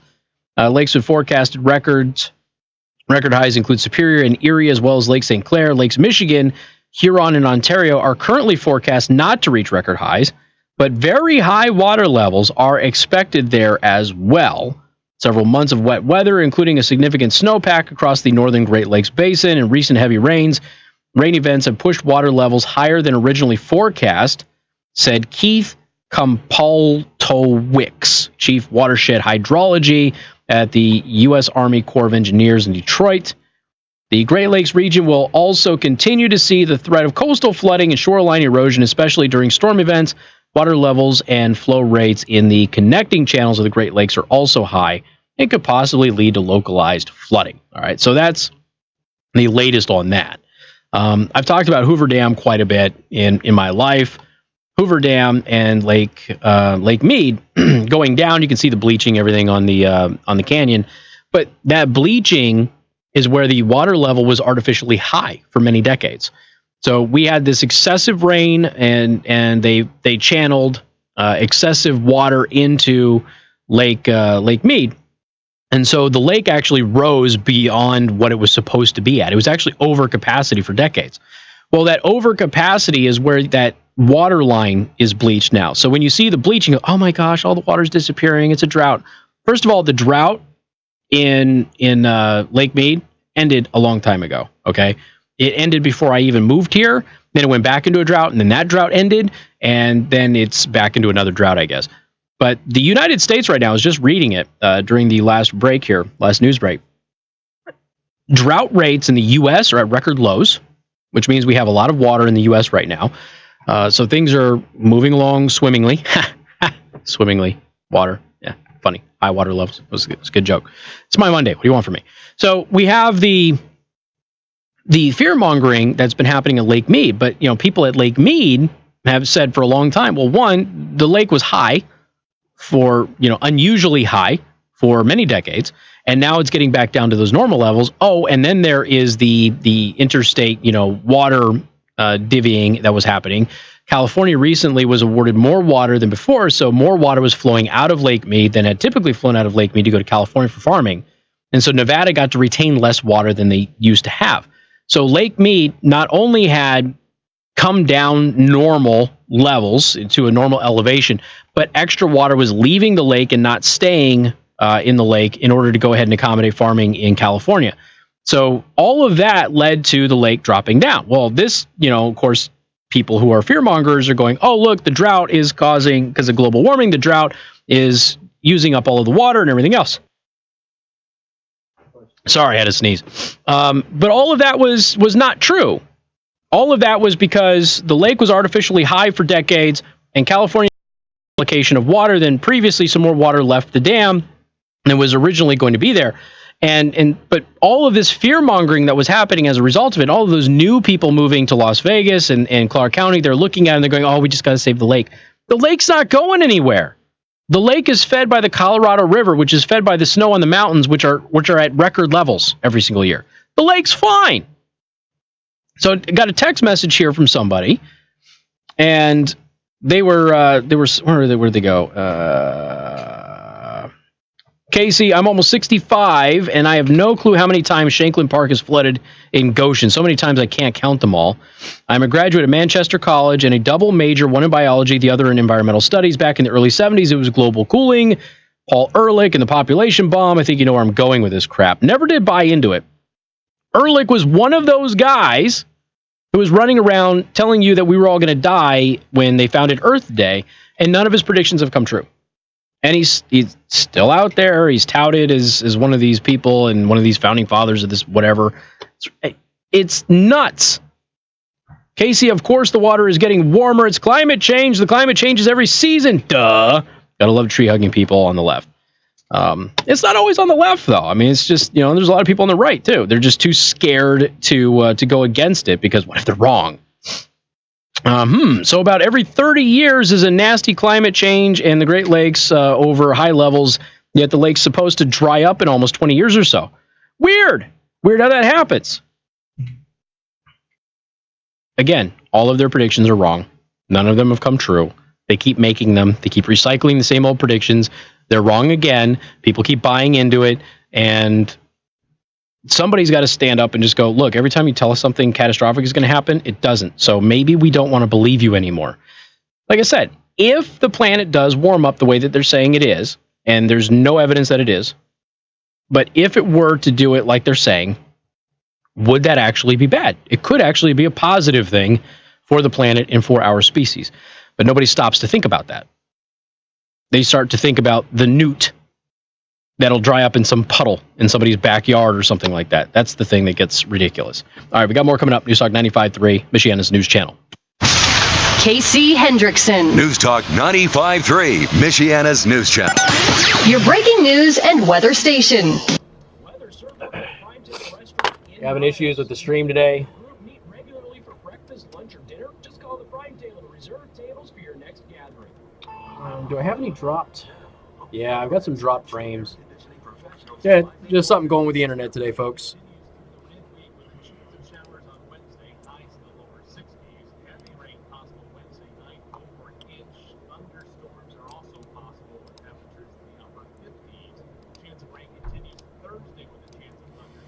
Dooby-dooby-doo.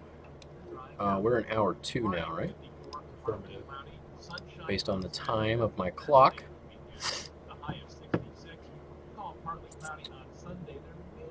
Is there an Impress for today? I know that Impress should be on for me again this week.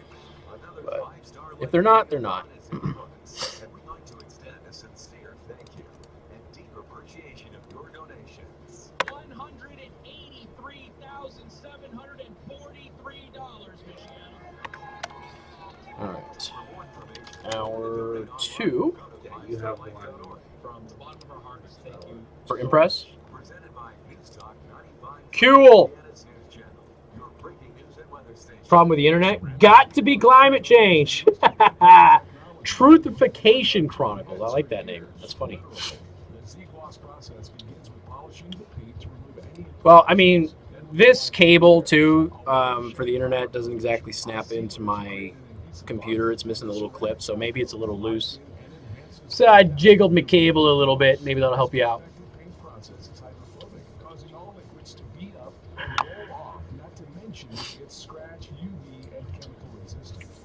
Just trying to get new information here about what's happening in Denver, but there's really not a lot coming out yet. So The SWAT's on its way up to clearing it. Warranty against bird droppings, acid rain, tree sap, UV rays, bugs, water droplets, and anything else nature throws at it. Well provided with any unmatched shine that's second to none. Z-Bart, your automotive appearance and protection experts. Visit Z-Bart of South Bend or call 574-232-2073. Hey guys, don't mind me as I interrupt your radio program. It's Sue Cosner, sexual health expert on men's performance in the bedroom. Do me a favor and don't touch that dial. That's a mistake. If you've been listening to this radio station, you've probably heard a compelling radio ad for Noxitril, the potent up to 3 gunmen open fire at STEM school near Denver. 2 people in custody. Another scam product. I can tell you there's So that's the nothing latest. better than Noxitril. I recommend this super pill to men everywhere. Appears to be It will transform your life in multiple the bedroom once and for all. people, though. Strong, powerful results that increase your blood flow fast. No prescription, no side effects. Just imagine Viagra on steroids. So call Noxitril now and take advantage of an incredible free bottle offer shipped discreetly to your door. Find out how to get a free bottle of Noxitril while supplies last. Call 1-800-551-4182. That's 800-551-4182. Free bottles for a limited time, so call now. That's a good response. Somebody on Twitter, so I tweeted out Pete Buttigieg saying that America was never that great. I said either our mayor is being intellectually dishonest with rally attendees or he's woefully clueless as to what MAGA actually means. And so Pete Buttigieg says America was never that great. And then a cold beer on Twitter says, I feel like Europe in the mid-40s would disagree with his statement. It's a fair point. Now, internet anxiety is a real thing caused by global warming.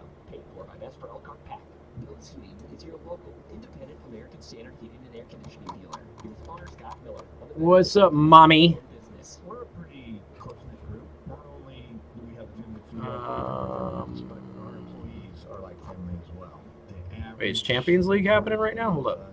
Anywhere between 8 and 15 years. And we try Oh, Liverpool. Shizzo Dizzo getting it done. The only British team I even remotely tentatively follow is Liverpool. Casey, why are you a fan of Liverpool? No effing idea. No clue.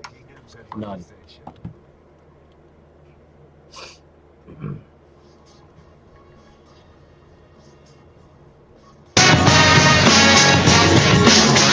Continuing to monitor what is happening in Denver, the sheriff says shots fired in K-12 charter school. This is a STEM school in a Denver suburb. Hey, can you go over to Fox News right now? Somebody's talking to the cameras.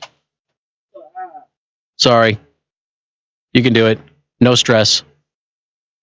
Somebody's just now. 2 suspects that are in custody, and there is tentatively a 3rd suspect. They're still clearing the school, so we don't know that yet. And we have multiple students that have been injured. Were the shooters students? We don't know that yet. What can you say about the injuries? How many students, ages? We're trying to get a recap of that now. We don't have that right now. It's a very evolving situation, and they are still treating it as an active situation. This is obviously a very large school. What are you telling the parents that are sort of hearing this news and they're coming to the scene? We're asking parents not to come to the scene. It's very congested. There's a lot of police activity and cars. They are being told to go to the Northridge Rec Center on Broadway, which is just north of Highlands Ranch Parkway in Highlands Ranch. There'll be a parent reunification center. We'll be working with the school district and the sheriff's office to reunify students. What can you say about how these shooters were apprehended? We don't know that yet, but we had many people on scene immediately. Our substation is just a block away, and our SWAT team is on scene, and we have numerous SWAT officers as well as a variety of other agencies and SWAT people that are actively searching the school right now. Talk to us about that protocol that goes into place now in terms of what you're doing right now on the scene in the school. Obviously, first off, we do rescue teams. We go in there and look for victims and look for the suspect. But right now, they're clearing the school room to room, evacuating students. Some of them have self-evacuated, so we have a large number of students we're trying to get to the Parent Reunification Center. Again, we're asking parents not to come near the school because they won't be able to get to it. There's too much police activity, too many vehicles, too many rescue units.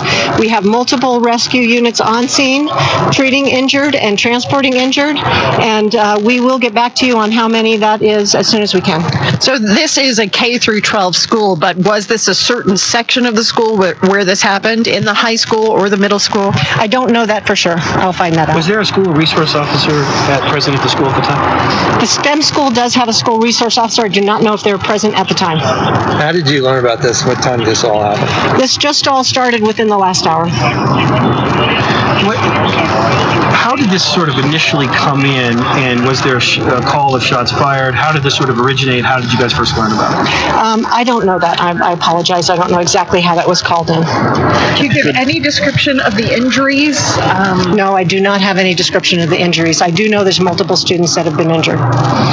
Which hospital did they go to? I don't know that. Fair to call this an active shooter situation inside the school? This is still an active shooter situation. We still do not know that there is no more shooters in the school or students that are injured in different areas. We're clearing the school right now.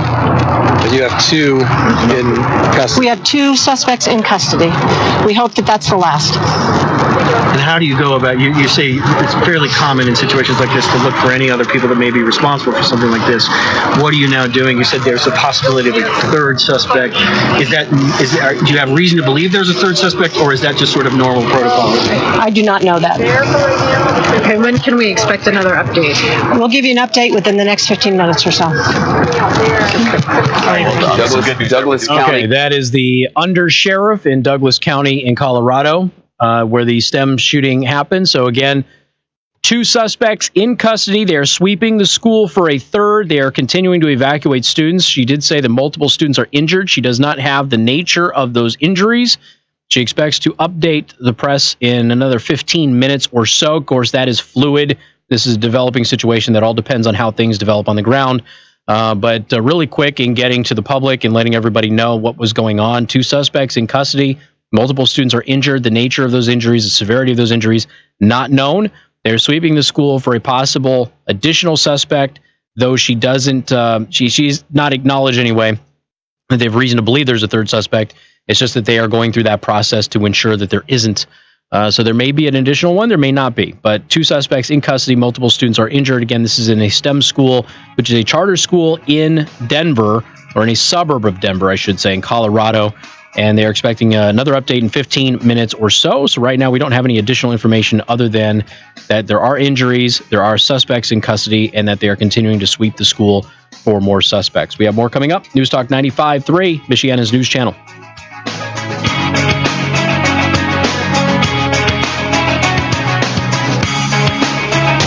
WTRC-FM and HD1, Niles, South Bend, Elkhart.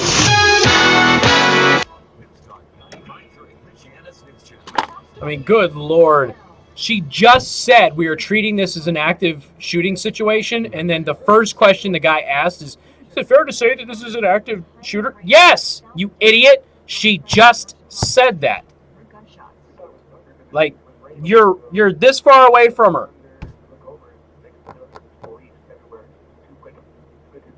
There's Sean Haas, who doesn't have to worry about it. Oh, yeah.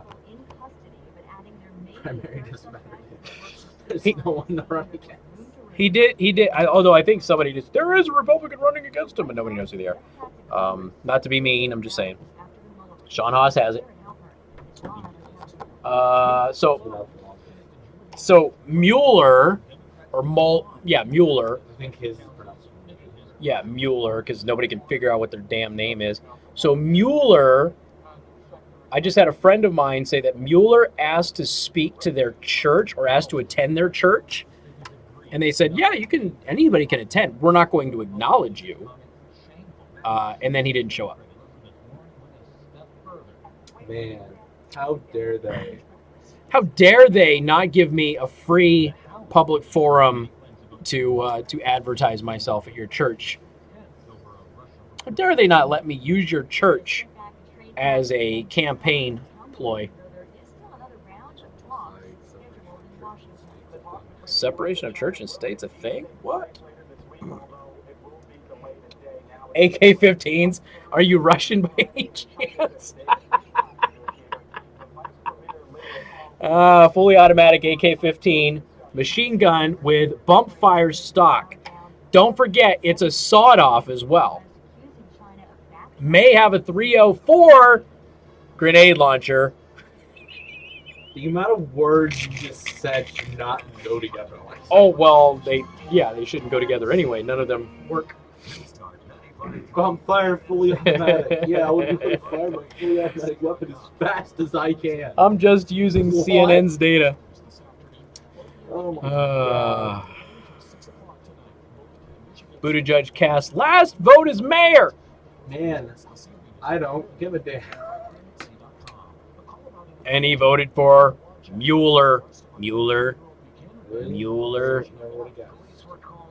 With a chainsaw attachment, don't you forget it. Oh, and so now we're doing 40K shit. And a laser sight with a flashlight.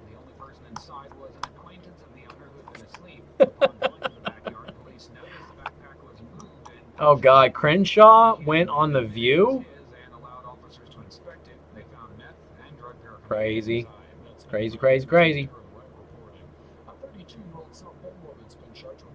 There's my girl Carla. She's in Elkhart.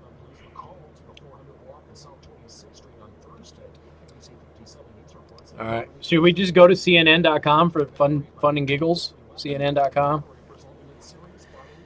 I mean, they have 100 less employees today, so maybe they haven't mentioned AR-15 yet. Their number one story is the Dow fell 473 points and Wall Street tariff whiplash.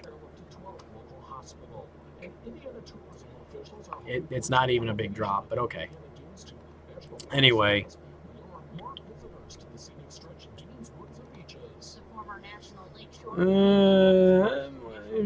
Shots were reportedly fired Tuesday at a school in suburban Denver. Douglas County Sheriff's Office said. The Sheriff's Office tweeted unstable situation. Shots fired to STEM school at Ridgeline and Plaza. 2 people are believed to be injured. The office tweeted, The school is located in Highlands Ranch. They don't have anything else on their website. That doesn't mean CNN people aren't running around saying AR-15. The secret of why Trump won't release his taxes is the 3rd story in their featured story list. You don't know. That's the big thing. You don't know. So you can't do an analysis of the secret reason why Trump won't release his taxes if you don't know why he won't release his taxes. In spite of the fact he's already given you a reason why, you just don't believe that his reason is credible.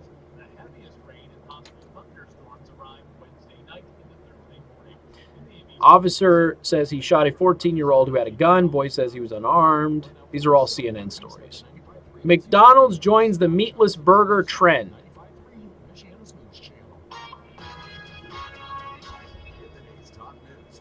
America is running out of Impossible Whoppers. This is the first I'm hearing of it. Do we have a taste test candidate? What is an Impossible Whopper?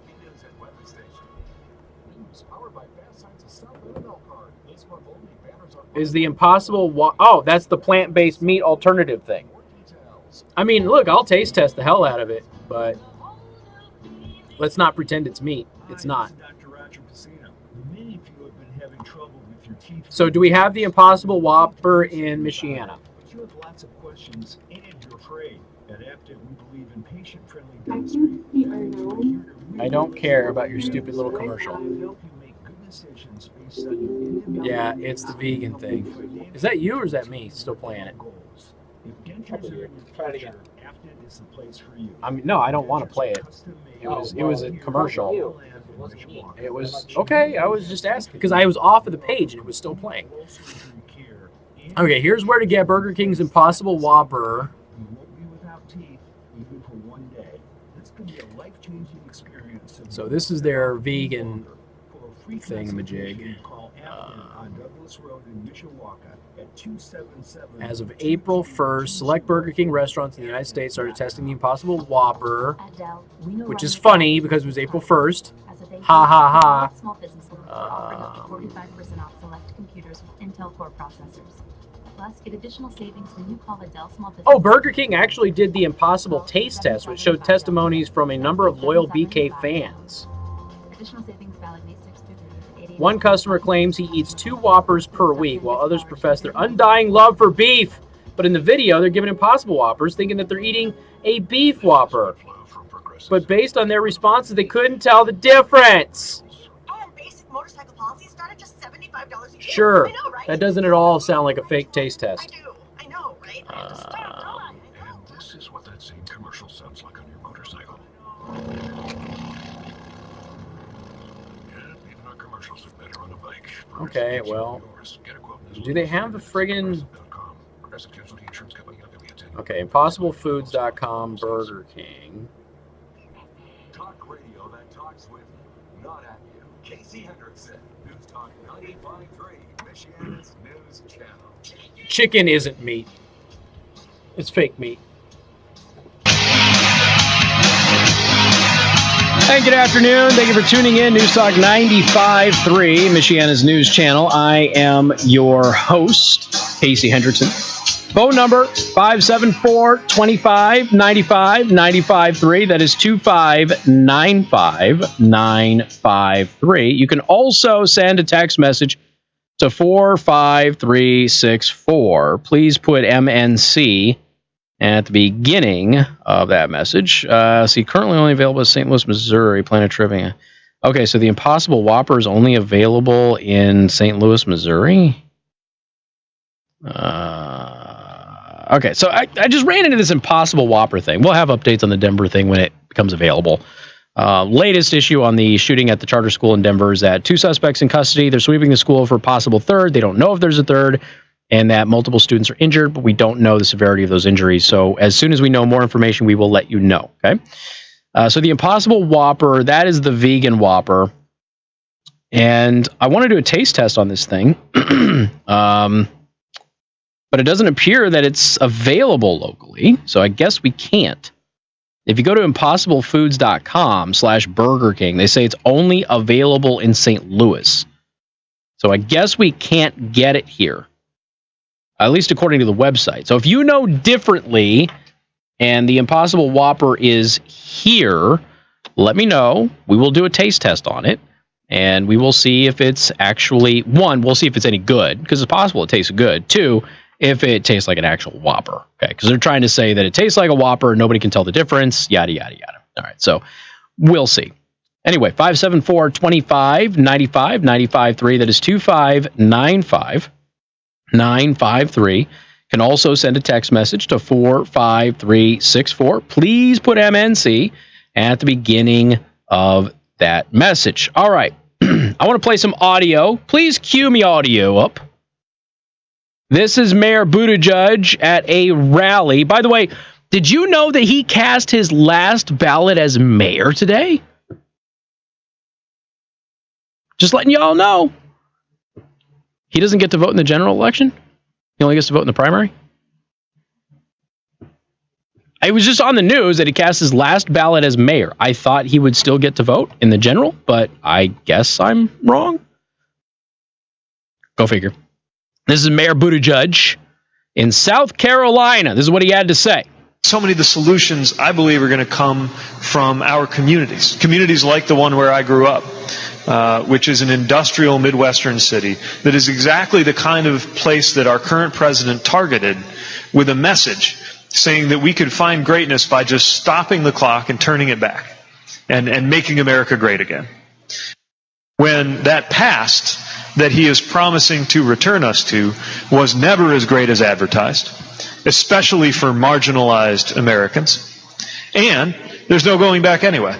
All right. So America was never as great as advertised. Yeah. Here's the thing. All right. He's doing what a lot of people have done. Make America great again means going back to the days of slavery when we could force people who didn't look like us to pick cotton crops and things like that for free. That's not what it means at all. I mean, it basically means going back to the 1980s. Okay. More economic freedom, more opportunity, lower taxes, less regulation, allowing businesses to grow, being in a business-friendly environment. It doesn't mean going back and marginalizing minorities. That's not what Make America Great Again means. It's not what it ever meant. And the mayor either knows this or is woefully uninformed. Not even uninformed, woefully ignorant of what MAGA actually means. So here's the thing. He's a Rhodes Scholar. That means he's supposed to be smarterer, right? Right, Joe? So he's a Rhodes Scholar. I only know that because they say that every time they mention him. Oh, by the way, he's a Rhodes Scholar. Okay, so he's supposed to be a smart guy. So are you telling me that Mayor Buttigieg doesn't know what MAGA actually means? Well, if he's a smart guy, he should know what it means. If he doesn't know what it means, then maybe he's not as smart as you think he is, or he's lying to everybody for political gain. Which one do you think is most likely? I mean, I'll cue the Jeopardy music in your head because I don't actually have it on my B-bar, which still is, that's an 8-year endeavor that I was supposed to have the Jeopardy music to just play from a button, but I don't have it for some strange reason.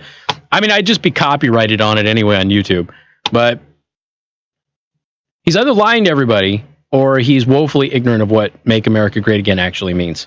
So I'll let you decide which one you think it is, okay? I'll let you decide which one you think it is. I don't need to go ahead and do it. But here's where things get interesting with him again. Democratic 2020 presidential candidate Pete Buttigieg argued during a Tuesday interview on NBC that God should not be used as a political weapon. I'm sorry, what has he been doing over the past several weeks with God and religion? I'm pretty sure he's been using God as a weapon against the vice president, hasn't he? He then used God as a weapon against the president, and then he used God as a weapon against evangelicals. He did that, not me.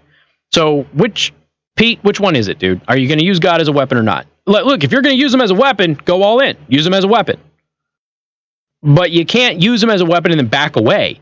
But here's where things get really, really interesting. So, Pete Buttigieg, in a Tuesday interview on NBC, said that God should not be used as a political weapon. But his argument came just before he claimed that if God were to ascribe to a particular party, he wouldn't be the party of President Donald Trump.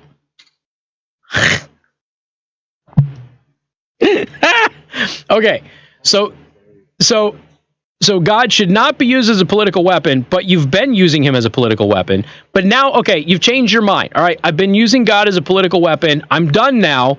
We're going to do a reset because I was wrong to use God as a political weapon. How dare I?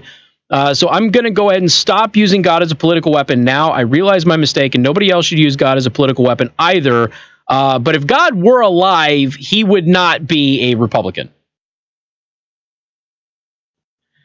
CNN reported on the interview. Buttigieg told NBC that he talks about religion in an effort to convince people to stop seeing religion as a kind of cudgel, as if God belonged to a political party. Okay, I'm going to ask you a question. First of all, I think that God would be pretty ticked off with all of the political parties. I want to make that crystal clear. I think he would be, frankly, PO'd at everybody. But if God were to belong to a political party, okay, and he weren't to be independent, and I think he probably would be independent, but if God were to belong to a political party, is it more likely that he would belong to the pro-life party or the let's kill babies in the third trimester party? Which one do you think God would fall in on that one? If he had to join a political party, do you think he would be a libertarian? Do you think he would be a greenie? I don't know what other. Those are the four big parties that are available nationally, right? Two of them are big, but four available nationally. So again, I'm just asking questions here. If he had to join a political party and he weren't independent, which I do think he would be, like I have any credibility with that statement. I'm just throwing crap out there. If he were to join a party, would he be the party that supported infanticide, supports late-term abortions, supports abortions, or would he be the party that defends babies? I don't mean to be an abortion type topic radio host here because that's not my shtick, but I'm just saying if God were here, you know, which one would he join? Because if Pete Buttigieg is running around saying he wouldn't be in the party of Donald Trump, would he be in your party? Because I don't think he would be. Kind of hard considering like scripture and stuff. The mayor immediately followed up that comment by adding, and if he did, I can't imagine that he would be one that sent the current president into the White House. Aha. Okay. If you say so, Mr. Pro-Abortion Clinic without a license wanting to open up in South Bend. Got more coming up. News Talk 95.3, Michiana's news channel. Bypass backups and toll road trouble. Find out before you're delayed with traffic alerts to your smartphone. Details. 953mnc.com. Casey Hendrickson. So God would be the God of the party that voted God shouldn't be a part of their party. That's a very good point, too. That's right. The Democrats did vote that God wouldn't be a part of their party. So there's that. Home comfort experts, your air conditioning professionals, 5-day forecast. Weather continues through midweek with a chance of showers on Wednesday. Highs rain possible Wednesday night over an inch. Thunderstorms are also possible with temperatures in the upper. Oh, boy. Chance of rain continues Thursday. People want to chat about that. They don't like that. Drying out. Friday, 54, partly cloudy. South Park told us that if you're a radio host and you just say, I'm just asking questions, and nobody can be mad at you because you're just asking questions. So I'm just doing what South Park tells me to do. That's all.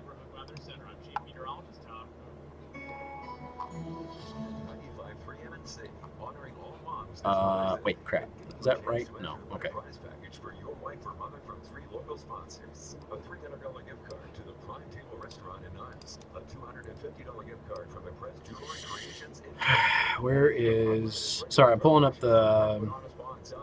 For the Daily Show prep, I got to pull up the actual link to the video of Pete Buttigieg saying that. There we go. Hi, I'm Chris Kramer from Z. Kramer Interiors.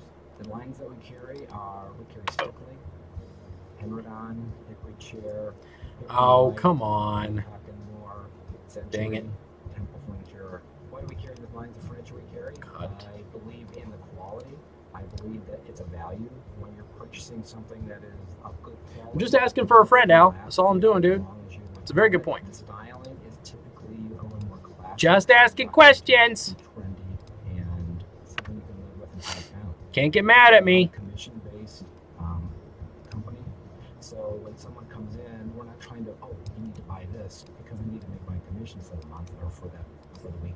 We actually are more interested in helping you find what is right.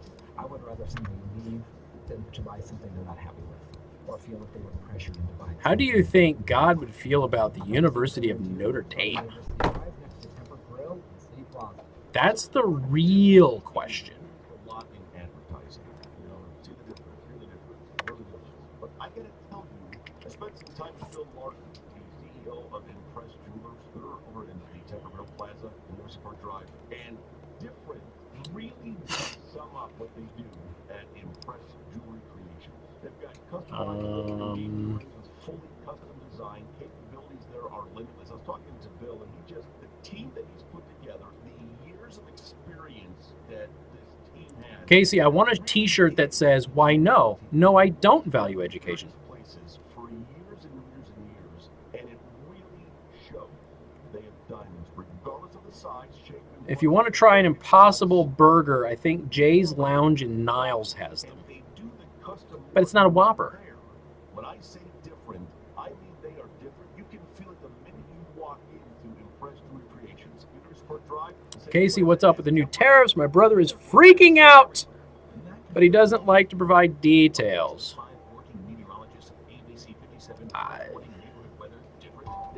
There's this trade agreement battle with China. So China still says that they still want to strike a deal. I mean, the president threatened new tariffs, but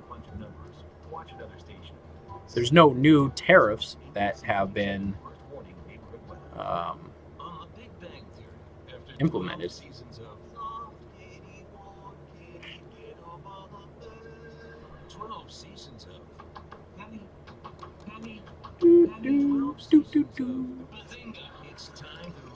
All right. What else do we have? Oh man, did you see this FOIA request thing? So somebody had made a FOIA request, and so a county clerk gave a reporter a picture of a CD. Not the contents of the CD, a picture of the CD. Oh man. Some good squish right there. Don't care who you are. You see that guy who made the Spider-Man web slingers? Like, I know people have made them before, but these ones are really good. Ones that were used to pull down a music stand. He pulled something down, yeah. Yeah. I saw it You on see that? Twitter. Yeah. When they released them about a month ago. About a month ago. Okay.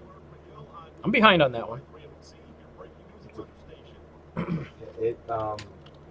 I saw them again on Facebook about a week ago when Carl Stutzman shared them. Oh, okay. Carl Stutzman that's cool. I saw those.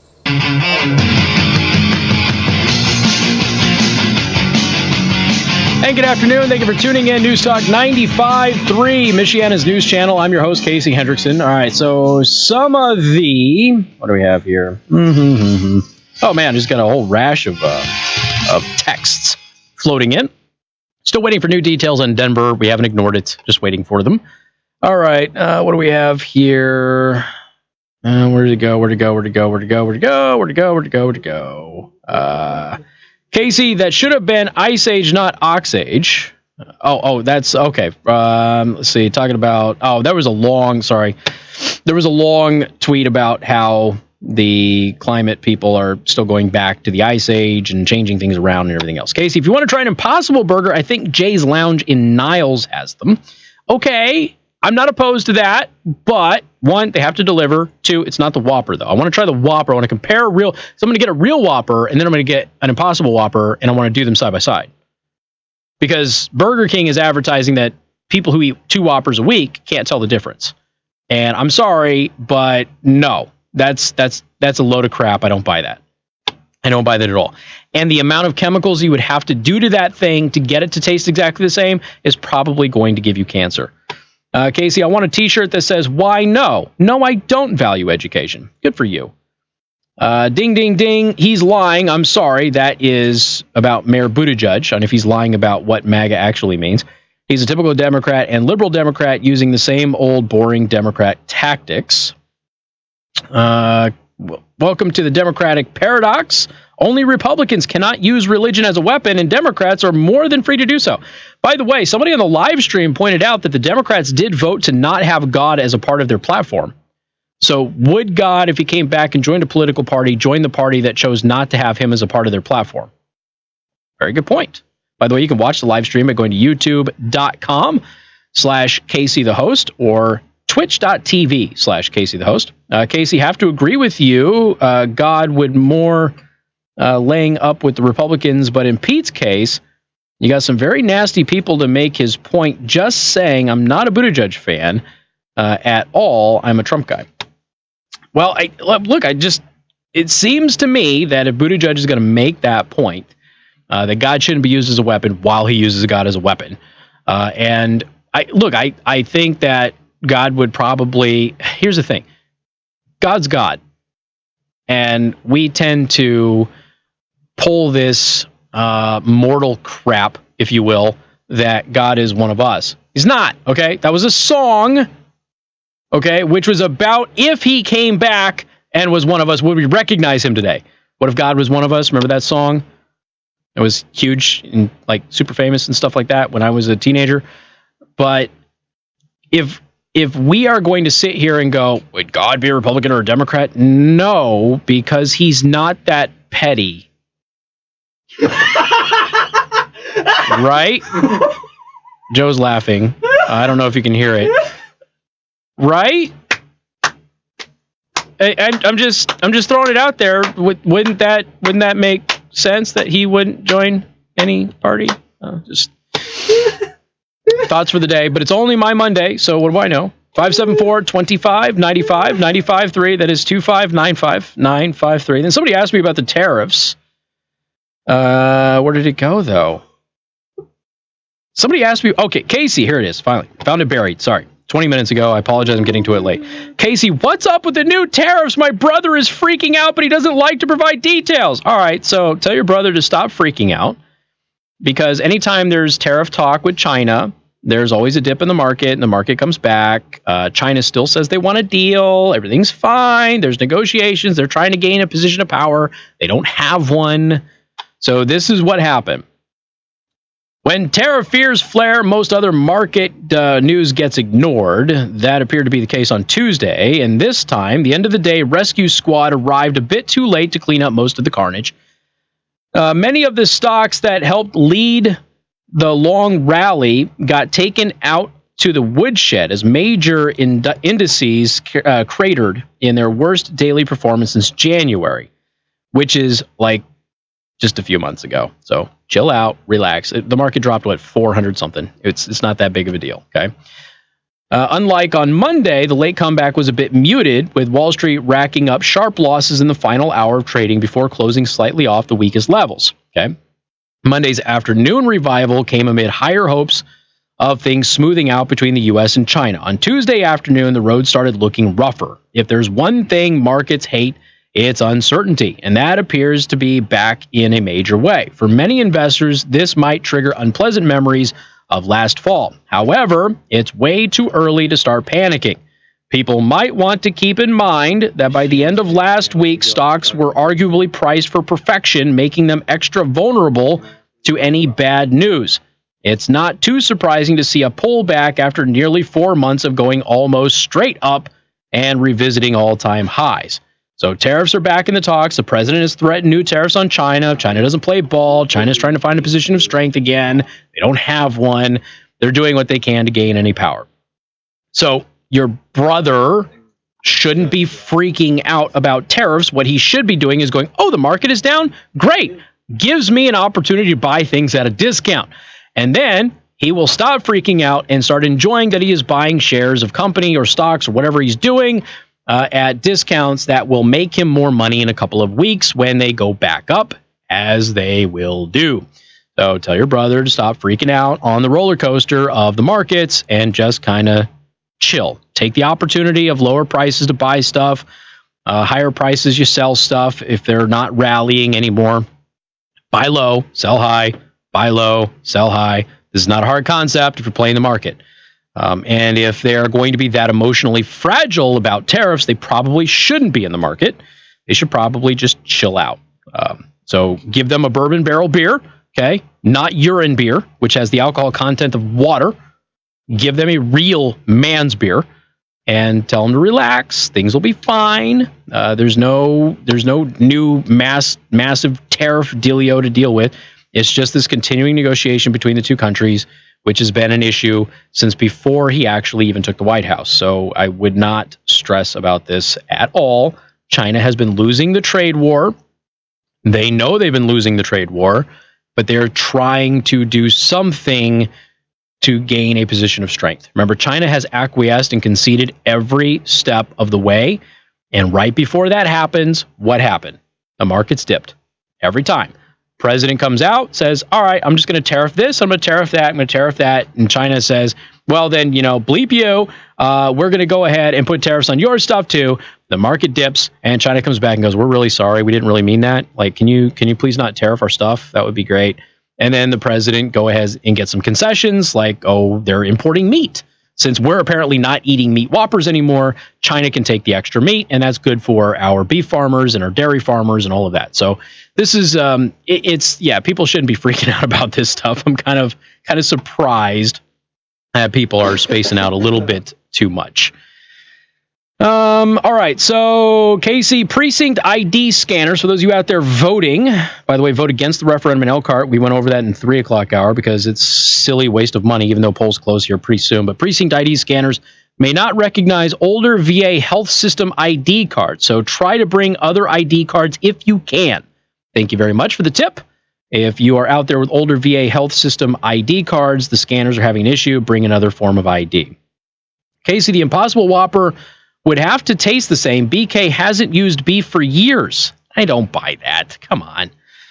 That sounds like another internet myth, like the McDonald's chicken nuggets aren't really chicken nuggets and that they're really just these genetically modified legs that are grown in a petri dish, that was always a myth. That wasn't true. The McRib wasn't real meat. That wasn't true. That was a myth also. I don't know. You're probably making a joke, but because of the context of a texting service, it doesn't come across as a joke. So I'm just going to choose to believe that you're a liar. Only because of tinfoil stocks. And since the market is low right now, I'm hoping to make more money on my tinfoil stock purchasing while the markets are low. So I'm going to attack you for that. Did you see the Rainbow Bud Light bottle cans coming? I did. A friend of mine sent me, in poor taste but funny taste, a text that said we should probably buy some and send them to Mayor Pete. I would never do that. But yes, I did see them. All right, we got more coming up. MNC News Time is 5:32. Time to check out Masters Heating and Air Conditioning online at mastersheatcool.com. Masters gets there faster. This is Michiana's breaking news and weather station. News Talk. Yeah, it wasn't Jewel. Who was the chick that did that? Was it Tori Amos who did that? What if... was it Tori Amos? Joan Osborne! Yes, Joan Osborne. I remember Joan Osborne now. She was moderately attractive. Did she have any other hits? Joan Osborne, singer-songwriter.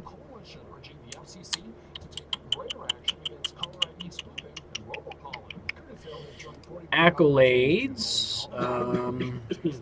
She got to #1 in Australia and Belgium and Canada. So there's that. So she got Grammy nominations in 1996 for Best Female Pop Vocal Performance, Record of the Year, and Song of the Year.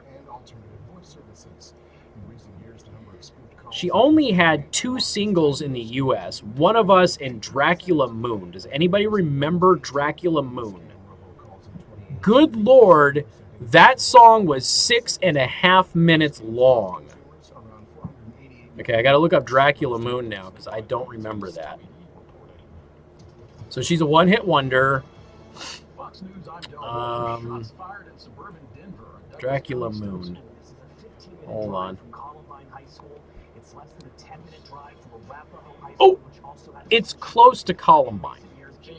This is Dracula Moon, by the way. Is that playing out on the air? That's playing on the air. Joe.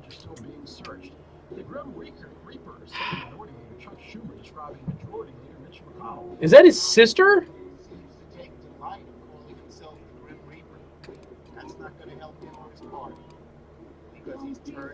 All right, Dracula Moon sucks. I've given myself 15 seconds devoted to it, and I don't like it. Joan Osborne. Dad, you go. Yeah, take a chill pill. Buy stuff when they're low. Relax. You ain't got to worry about it. Things will be fine. The economy is not tanking, ladies and gentlemen.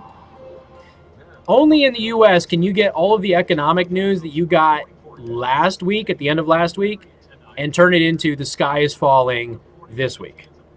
Only in the United States can that happen. Let's see. It was a joke, not funny.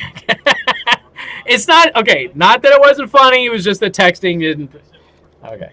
Not that it wasn't funny. Just lacked When we say food with attitude, context. is the finest American style tapas food in Michiana. Because it was a text. Champagne and dessert list that is as unique and seasonal as our All right, there you go. The Temper Grill, Chef Sean works with the finest ingredients to deliver you an unmatched dining experience that changes. Casey, I didn't know many gay guys when I bar hop, but they rarely drank beer, and if they did, somehow old style was cool, but Bud Light was beneath them. Okay, Bud Light should be beneath every beer drinker. It's Bud freaking Light. And I don't mean that in a good way. It's Bud Light. Guys, gals, everybody, no alcohol content, okay? But it's cheap, Casey. Yes, but you can't get drunk off of it unless you drink 20 of them. You know what you can get drunk off? The $10 beer. That one you can get drunk off of. Why would I spend $10 on a beer and it's just one beer when I can get a case for less than that? Because that one beer will actually get you drunk. Just saying. Perhaps if farmers would lower the price of their meat, more Americans could afford their meat and they would not have to ship it to China in order to be able to make money. $20 for a 1-pound porterhouse. Give me a break. I don't think it's the farmers that are doing that, though. The ag department has pretty... Okay, how is meat priced? Boom, boom, boom, boom, boom. By the way, I've been getting super cheap ground beef lately.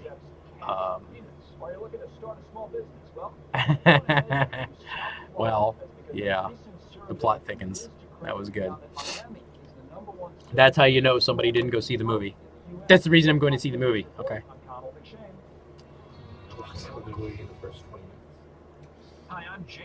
I mean, but yeah, but he's not even exposed in the first 20 minutes to even look like that. So he's in outfit.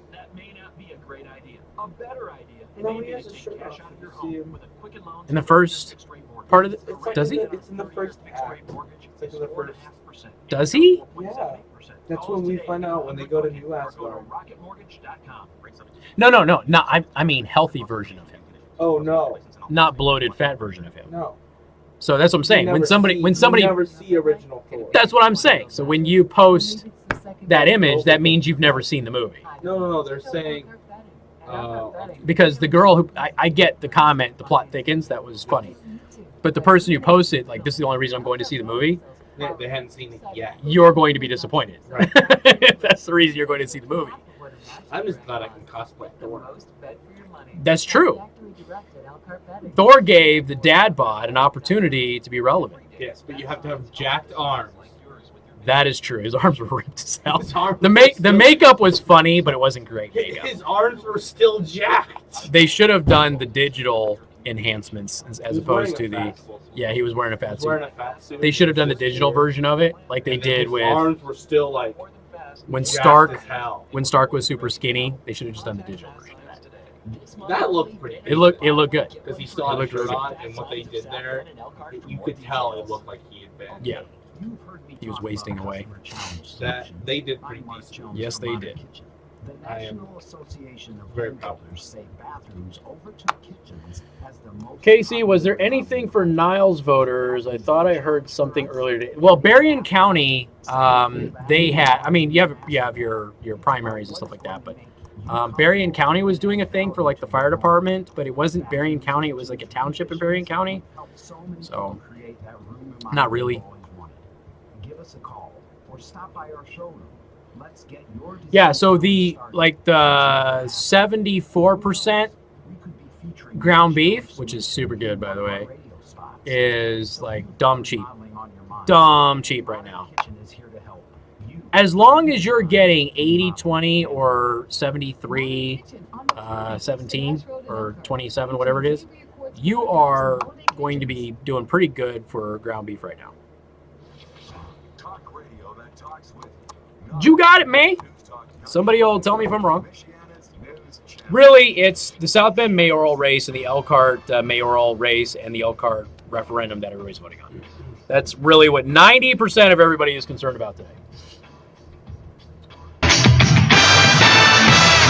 And good afternoon. Thank you for tuning in. News Talk 95.3, Michiana's News Show. Oh, media sounds the alarm on overpopulation and climate change. Okay, I got to Google this because I said this last week. Sorry, this is just on Fox News right now.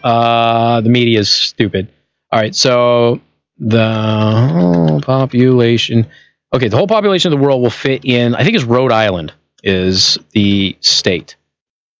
People always say Texas, but it's actually much smaller than that. Yep. Okay. So shoulder to shoulder, every human being alive would fit inside of Rhode Island. That gives you context of how not overpopulated we are. Okay. So there you go. Myth debunked right then and there. If they're going to talk about overpopulation and all of that stuff, again, the entire world, shoulder to shoulder, fits inside of the square footage of Rhode Island. Maybe it goes a little bit beyond that because some people are a little bit bigger than other people, but basically it fits inside of Rhode Island. Okay. So there you go. Media is out there fear-mongering all of that stuff, and no. I see. Casey, what bothers me more than a cool-looking bottle is pretty much the entire time that I've been drinking, Bud has been donating to GLAD. I don't have an issue with it. If you have an issue with it, that's fine. Here's the thing. I don't have a problem with brands saying we're going to stand for something and we're going to go ahead and do this thing. What I think that a lot of brands are doing is they're assuming that they have to do this stuff and they have to get controversial in order for people to like them, when I honestly think that the vast majority of people just want them to shut up. Make a product that we like, and we'll buy it. As long as you don't make me angry. So people out there who do like Bud, you already have a mental problem, but people out there who do like Bud, you can go out there and you can buy their product because you like their product. But now, because they have done this with their marketing, there's a large chunk of you that are going to be upset about it and won't buy it. So if you just stay neutral, nobody's got a reason to be mad at you, because the people who get mad at you for remaining neutral get drowned out by everybody else. And that includes people on both sides. So this has been my thing with Mike Rowe, Chris Rock, Dwayne "The Rock" Johnson. Everybody likes those three people, right? Very few people actually dislike them as human beings. They might not like their work or whatever, but very, very few people really want them burned at the stake. Okay? What's that? I got Chris Rock. Oh, yeah, no, Chris Rock, confused. Not Chris Rock. Chris Rock is Kevin Hart is who I meant. Sorry, not Chris Rock. My apologies. And you got him confused with Chris Brown? Yeah. There's a couple of reasons to hate Chris Brown. I was like, wait a minute. Wait, hold on, Casey. Look, there's Chris Brown. There is a left and a right version to not like Chris Brown. Okay? Yeah. Ask Rihanna. Kevin Hart, Dwayne, Kevin Hart is who I meant. Sorry, not Chris Rock. Although Chris Rock is hysterical. Does anybody hate Chris Rock? God, he's funny. Not that I know of. It's like Dave Chappelle. It's like impossible to hate Dave Chappelle. So anyway, Kevin Hart, Dwayne "The Rock" Johnson, Mike Rowe. They all steer clear of politics. The closest that Dwayne "The Rock" Johnson gets to politics is saying he might run for office one day. That's it. That's about it. That's about it. And people there's a few people that are really mad at those individuals because they want them to get politically active. Now, here's the thing. Dwayne "The Rock" Johnson, we're told, is a Republican. Kevin Hart, I think, is a Democrat. And Kevin Hart went on Joe Rogan's show, and this kind of came up because Kevin Hart was like, people keep asking me to get political and ask about these issues. And he gave one example about how the producer, I think, of Empire wanted him to get involved in the LGBT thing. And he's like, I don't know enough about it to even have an opinion, let alone to tell other people what to think about it. And he goes, and if I do, everybody's just going to be mad at me. He goes, I am not here to do that. I'm a comic. I'm here to make people laugh, make everybody laugh, and make money for my family. That's basically what he was saying. I respect that, because if I were to meet Kevin Hart, even though in our personal lives I know that he and I probably disagree on a lot of issues, I know that he respects me enough to not alienate me. And I would want him to know that as a conservative radio talk show host, I appreciate that as somebody who consumes his content. Thank you for not alienating me. Like there's a movie coming out with is this the Sonic the Hedgehog thing that has Jim Carrey in it? Yeah. Okay. Now, first of all, there's a lot of reasons to not go see Sonic the Hedgehog, the live action that's coming out. But I won't go see it, period, because it has Jim Carrey in it. It doesn't matter how good it looks. I can't support something he's in. As somebody who is a fan of Jim Carrey before most of you knew who he was, I can't go see it because of the things that he said. Again, Taylor Swift, she and I disagree on political issues. The one time she's really spoken out politically, I disagree with what she said. She supported a candidate that I didn't like against a candidate that I do in Tennessee, which is her home state. She has a right to do that, but she didn't do it in a way that alienates me. So my kids still rock out to Shake It Off because they love it. My 2-year-old requests it on a regular basis. Okay? So as long as you don't alienate me because we disagree politically, we're going to be fine. Budweiser runs the risk of alienating a large chunk of their audience because a large chunk of Budweiser's audience, as much as I like to make fun of Budweiser, they sell a lot of beer, and they sell a lot of beer in the Bible Belt, and they sell a lot of beer with low-income religious Christians who will have an issue with them having rainbow-colored bottles and cans. Okay? It's not the wisest business decision in the world. Is it a position that I disagree with? No, I'm okay with them showing solidarity with that. That's fine. But they are going to alienate a large chunk of people, which may go to other brands now, which just seems like a silly business decision. So when I criticize stuff like that, it's not because, oh, Casey hates gay people. I think you all know that that isn't the case. But if I'm going to criticize it, Budweiser's not making a wise decision, I don't think. Do they have the power to have some momentum behind that? Sure. Will they get a couple of extra things sold because of it? Maybe. But in the long run, it might actually hurt their brand. And then, your memories will fade and you'll go back to buying it and it won't bother you. Casey The Rock should run. He was an awesome sheriff. He did that movie where he was a sheriff or something, right? Anyway, we got more coming up. News Talk 95.3, Michiana's news channel. Casey Hendrickson. News Talk 95.3, Michiana's news channel. I'll talk about it. I don't care. All right. Can I get your first name, please? Alrighty, I'll try to get you on that. The hell is Tom Coombs wearing? What the heck? Tom Coombs has got brown pants. I'm assuming that's a black coat. Yeah, black coat, a red tie, and a white shirt. So this, I'm thinking. So he gets that brain he's sucked. Not supposed to be seen from below his waist, and with their new setup, he's not used to it. What I'm thinking is happening is that since somebody has infected his brain with this global warming crap, that he now just dresses like an idiot. So I'm just going to go with that. Michiana's news channel. Would you like to talk to Casey? Can I ask where you're calling you on, please? Well, Alex, they're redesigning Sonic because people are really pissed about it. So Sonic is getting a total redo. All right, I'll try to get you on that.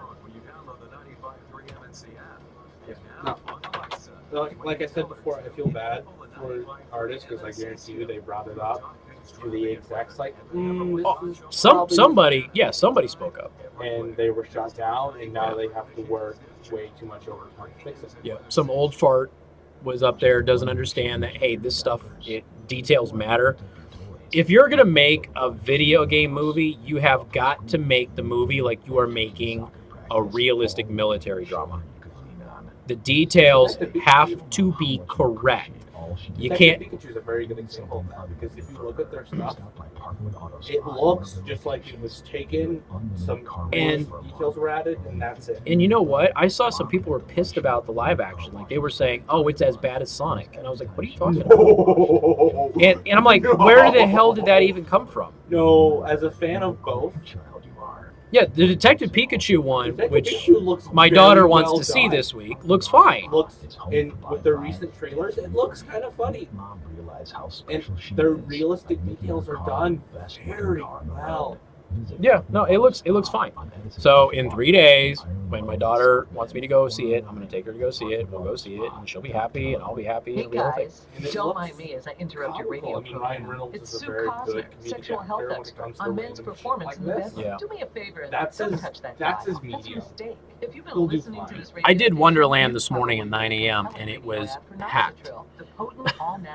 There was a lot of truck driving, working dudes who were there at 9 a.m. watching Avengers. Second highest grossing movie in the world. Okay, fun bit. The chick who plays Gamora. It will transform I your knew her life name this and morning. Been once with and all for the all. Chris's. Strong, powerful has results she has, that increase your blood flow fast. Pictures with No all the prescription, Saldana or whatever her name is. Just imagine Viagra on steroids. 3 of the 5 $2 billion grossing movies, she's been in them. Shipped discreetly to your door. Avatar and then the 2 Avengers. She's a good luck charm. She's gorgeous as well, and nice to have around anyway. But she's a good luck charm. She's in the 1, 2, and 4. I think so. Yeah. Because Okay, so what are the other 2 movies in the top? Force Awakens is Okay, Star third Wars. now. Okay. Yeah, because she And just Avengers passed. and Avatar. So that's What was the other one? Avatar's at 1. Right. Titanic is at 3. No, yeah, Titanic's 3. So Titanic was the other one that was missing. So yeah. Avengers, it's Avatar, Avengers, Endgame. Titanic, Force Awakens, Avengers, Infinity. Right, but Endgame is going to surpass Titanic because they were 600 million away Saturday. Yeah, if they continue on this track, I think they're going to. Yeah, they'll pass it. Also, Impress. Impress. But I would be I will be happy. It's a bad movie. Avatar's a bad movie.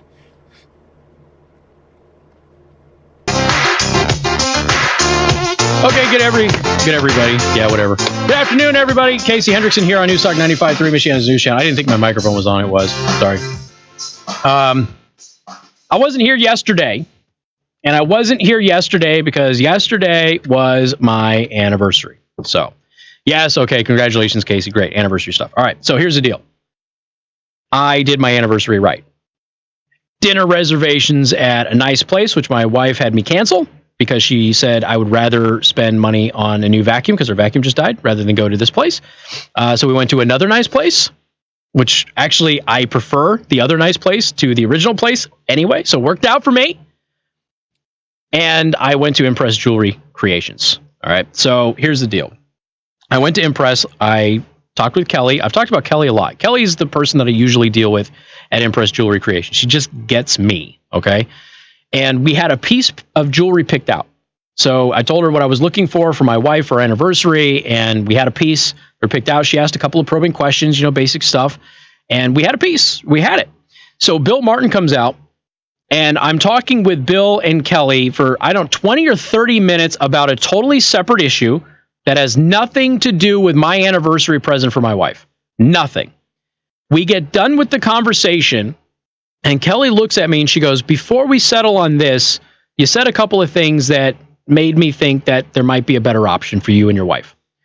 I go, okay. And so she takes me over to another display, and she pulls out this beautiful necklace, which has some of the highest quality diamonds you can get. It's absolutely my wife's style, much more so my wife's style than the original piece that we had picked out, which was gorgeous and beautiful anyway, and my wife would have been thrilled with.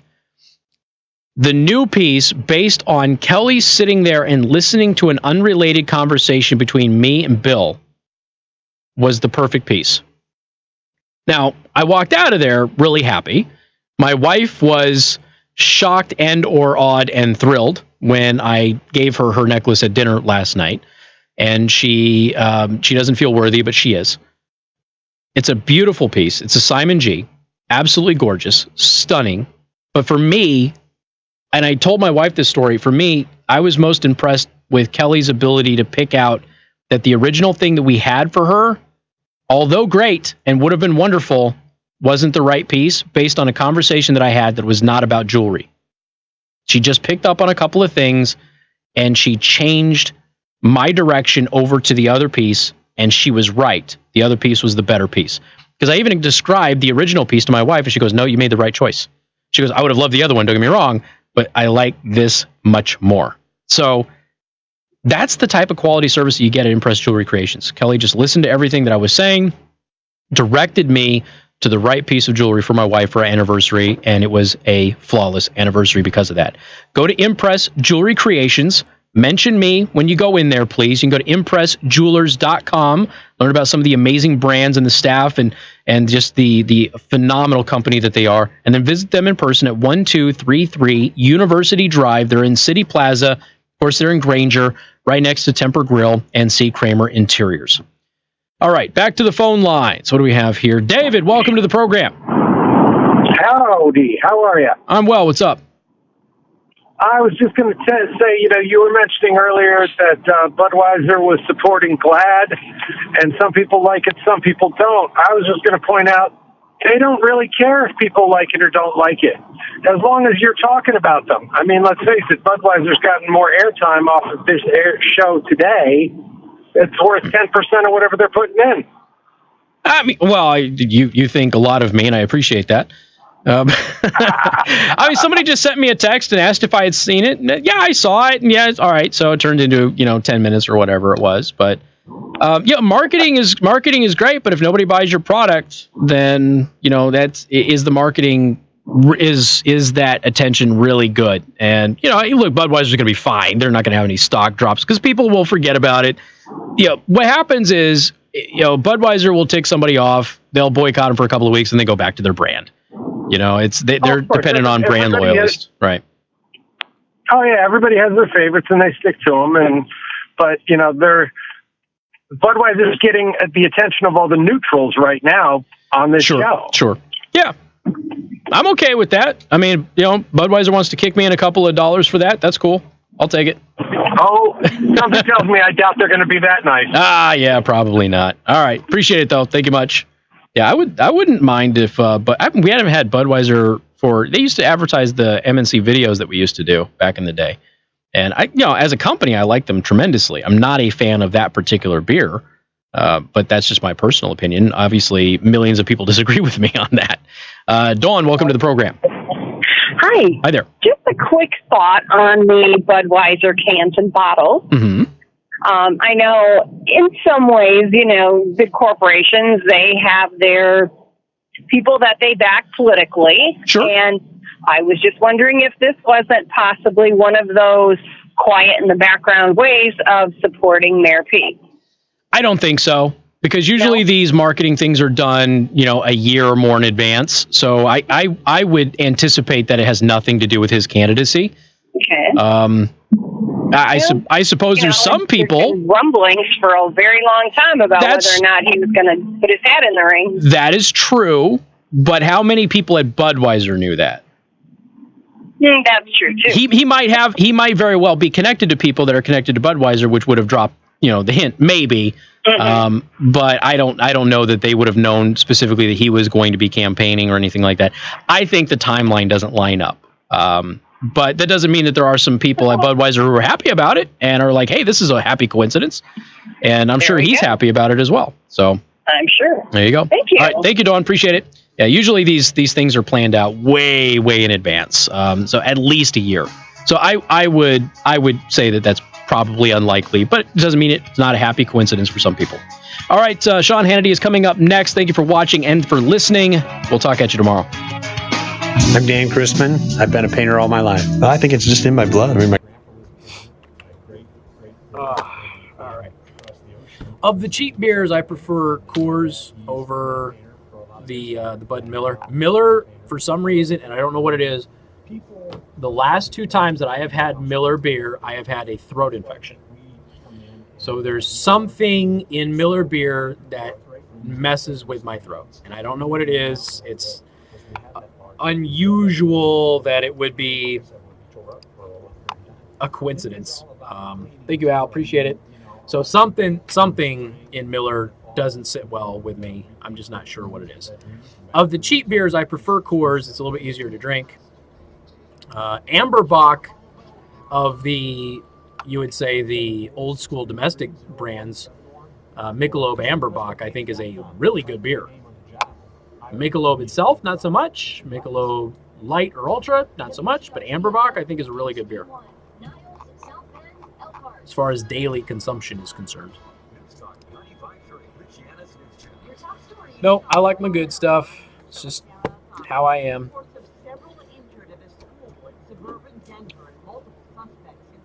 Miller is a cooking beer only. Rolling Rock. I used to like Rolling Rock when I was younger, and I picked one up. I mean, this has been like 20 years. Well, maybe not quite that long. 15 years ago. I picked one up, and all of a sudden I didn't like it. So beers that I really liked as a preteen and a teenager. Mickey's, really loved Mickey's. Loved Rolling Rock. Loved, was it Red Dog? Is that still around? I don't even know if Red Dog was around. So, loved that stuff, and then all of a sudden one day I was like, ugh, this is piss. This is horrible, and I don't want it. So, Ice House. It's been a while since I've had an Ice House. Must be the long neck bottles. Never been a fan of PBR. Never been a fan of Natty Ice. There is this god-awful beer in Seattle. It's actually in Washington State. It's called Rainier beer. So awful. It is known as... I mean, it's a local staple, and it's super, super cheap, so people buy it, but it is absolute garbage. Absolute garbage. And they used to compare it as like the natural ice of like Washington State. That's how people used to say it. Old Style, Wrigley, Red Stripe. I like Red Stripe, actually. Not just their commercials. I actually enjoy Red Stripe. I hate Stella. I hate it. I hate it. I hate it.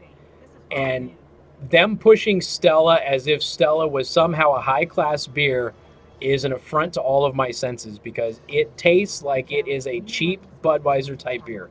And it pisses me off that they put Stella Artois in a friggin' goblet or whatever the hell those things are called. Pisses me off. Thank you, Comet. Guinness comes to a daily drinker and you get it right. It's hard to beat a Guinness. Really is. Stella is a better Coors Light. Maybe. Maybe. I'm just, yeah, I did a Stella because they had the commercials, you know, and I was like, oh, I'll try a Stella. And I was just like, what the hell is this? I actually had a waitress take issue with me the other day about Stella. She's like, you don't like Stella? I'm like, no, it's piss. Tecate. All right, so Tecate. I'm not a fan of Tecate, but I'm not a fan of tequila. Tecate is the one that has tequila in it, right? What I do like is the Modelo Negro. Modelo Negro is really good. I enjoy that, especially on draft. I'll get that at Monterey Mexican Bar and Grill all the time. Totally dig that beer, but it's also really good in the bottle.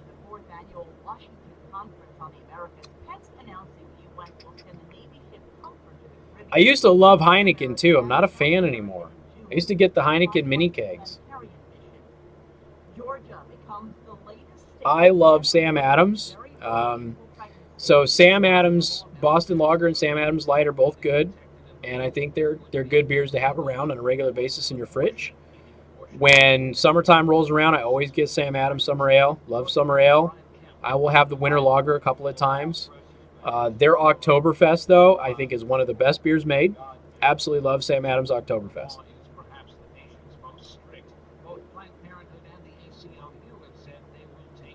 Am I going to get away from YouTube since they demonetized me? No, probably not. What I'm trying to figure out, though, is if I want to launch a new channel for my moto vlogging or just put it on mine. I'm trying to. Technically, I should launch a new channel because anytime you have different content, you should probably do a new channel. But at the same time, on the moto vlogging stuff, there's going to be political stuff, which fits on my channel. So, but I can't monetize the moto vlogging stuff on my channel because I can't monetize my channel. So I don't know. Getting away from YouTube, probably not. Maybe having different channels for different things, that might happen.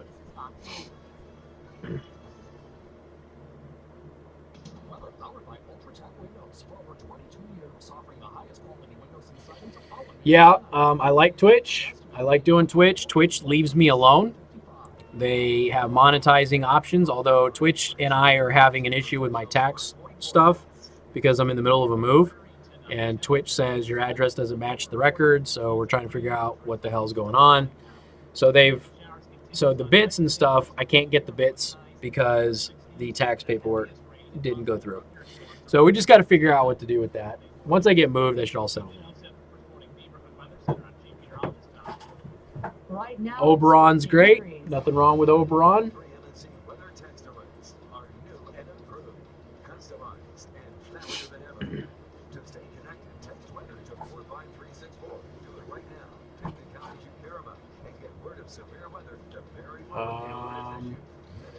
Yeah, so Twitch has this learning curve on it. And again, I think it's so feature rich, it's hard to get a lot of the features and all of their ways to digest them. Yeah, that's true. Not much bad comes from Bell's, but they're a great brewery.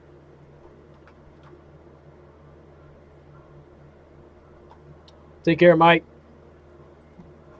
Their Voodoo Ranger is really good. Evil Check does some. About what? About Voodoo Ranger. You're really good. Yeah, no, it's a really good beer. If you go to Evil Check, I like Patton. Patton is really good at Evil Check. They do a seasonal white stout that is phenomenal. And it's weird because it's not dark in color, but the feel and the taste is a stout. And it's just a very, very good beer. So they do a couple of good things at Evil Check as well. Yeah, Voodoo Ranger's yummers, man. I dig it. I dig it. One of the YouTubers in like the group got a year-long sponsor from Voodoo. Oh, yeah? So all the beer that they're drinking during their content is Voodoo Ranger. Nice. Take care of that dog. All right, folks. I do appreciate it. I'm going to bounce out of here. Tim Pool is live with David Packman. There you go. Yeah, I've got to watch more Tim. He's got the podcast and everything too, but I will I have to see how he does. I mean, some people do the Patreon thing, and you know, I'm kind of looking at possibly just instead of doing Patreon, since Patreon's also screwing with people like me, is doing the stuff through Spotify. So we'll see. We'll see what we do, man. But any ideas you guys have, I appreciate it. A lot of it is I can't monetize certain aspects of it because my content is still technically owned by Federated Media because I'm an employee of theirs. So I can't just do like my own commercials on my podcast. I have to do different stuff. So, all right, I got to bounce. Thank you so much for watching. I appreciate it. Subscribe, like, follow, depending on the platform you're on and all of that stuff. Minds.com. I'll check it out. All right, take care, folks.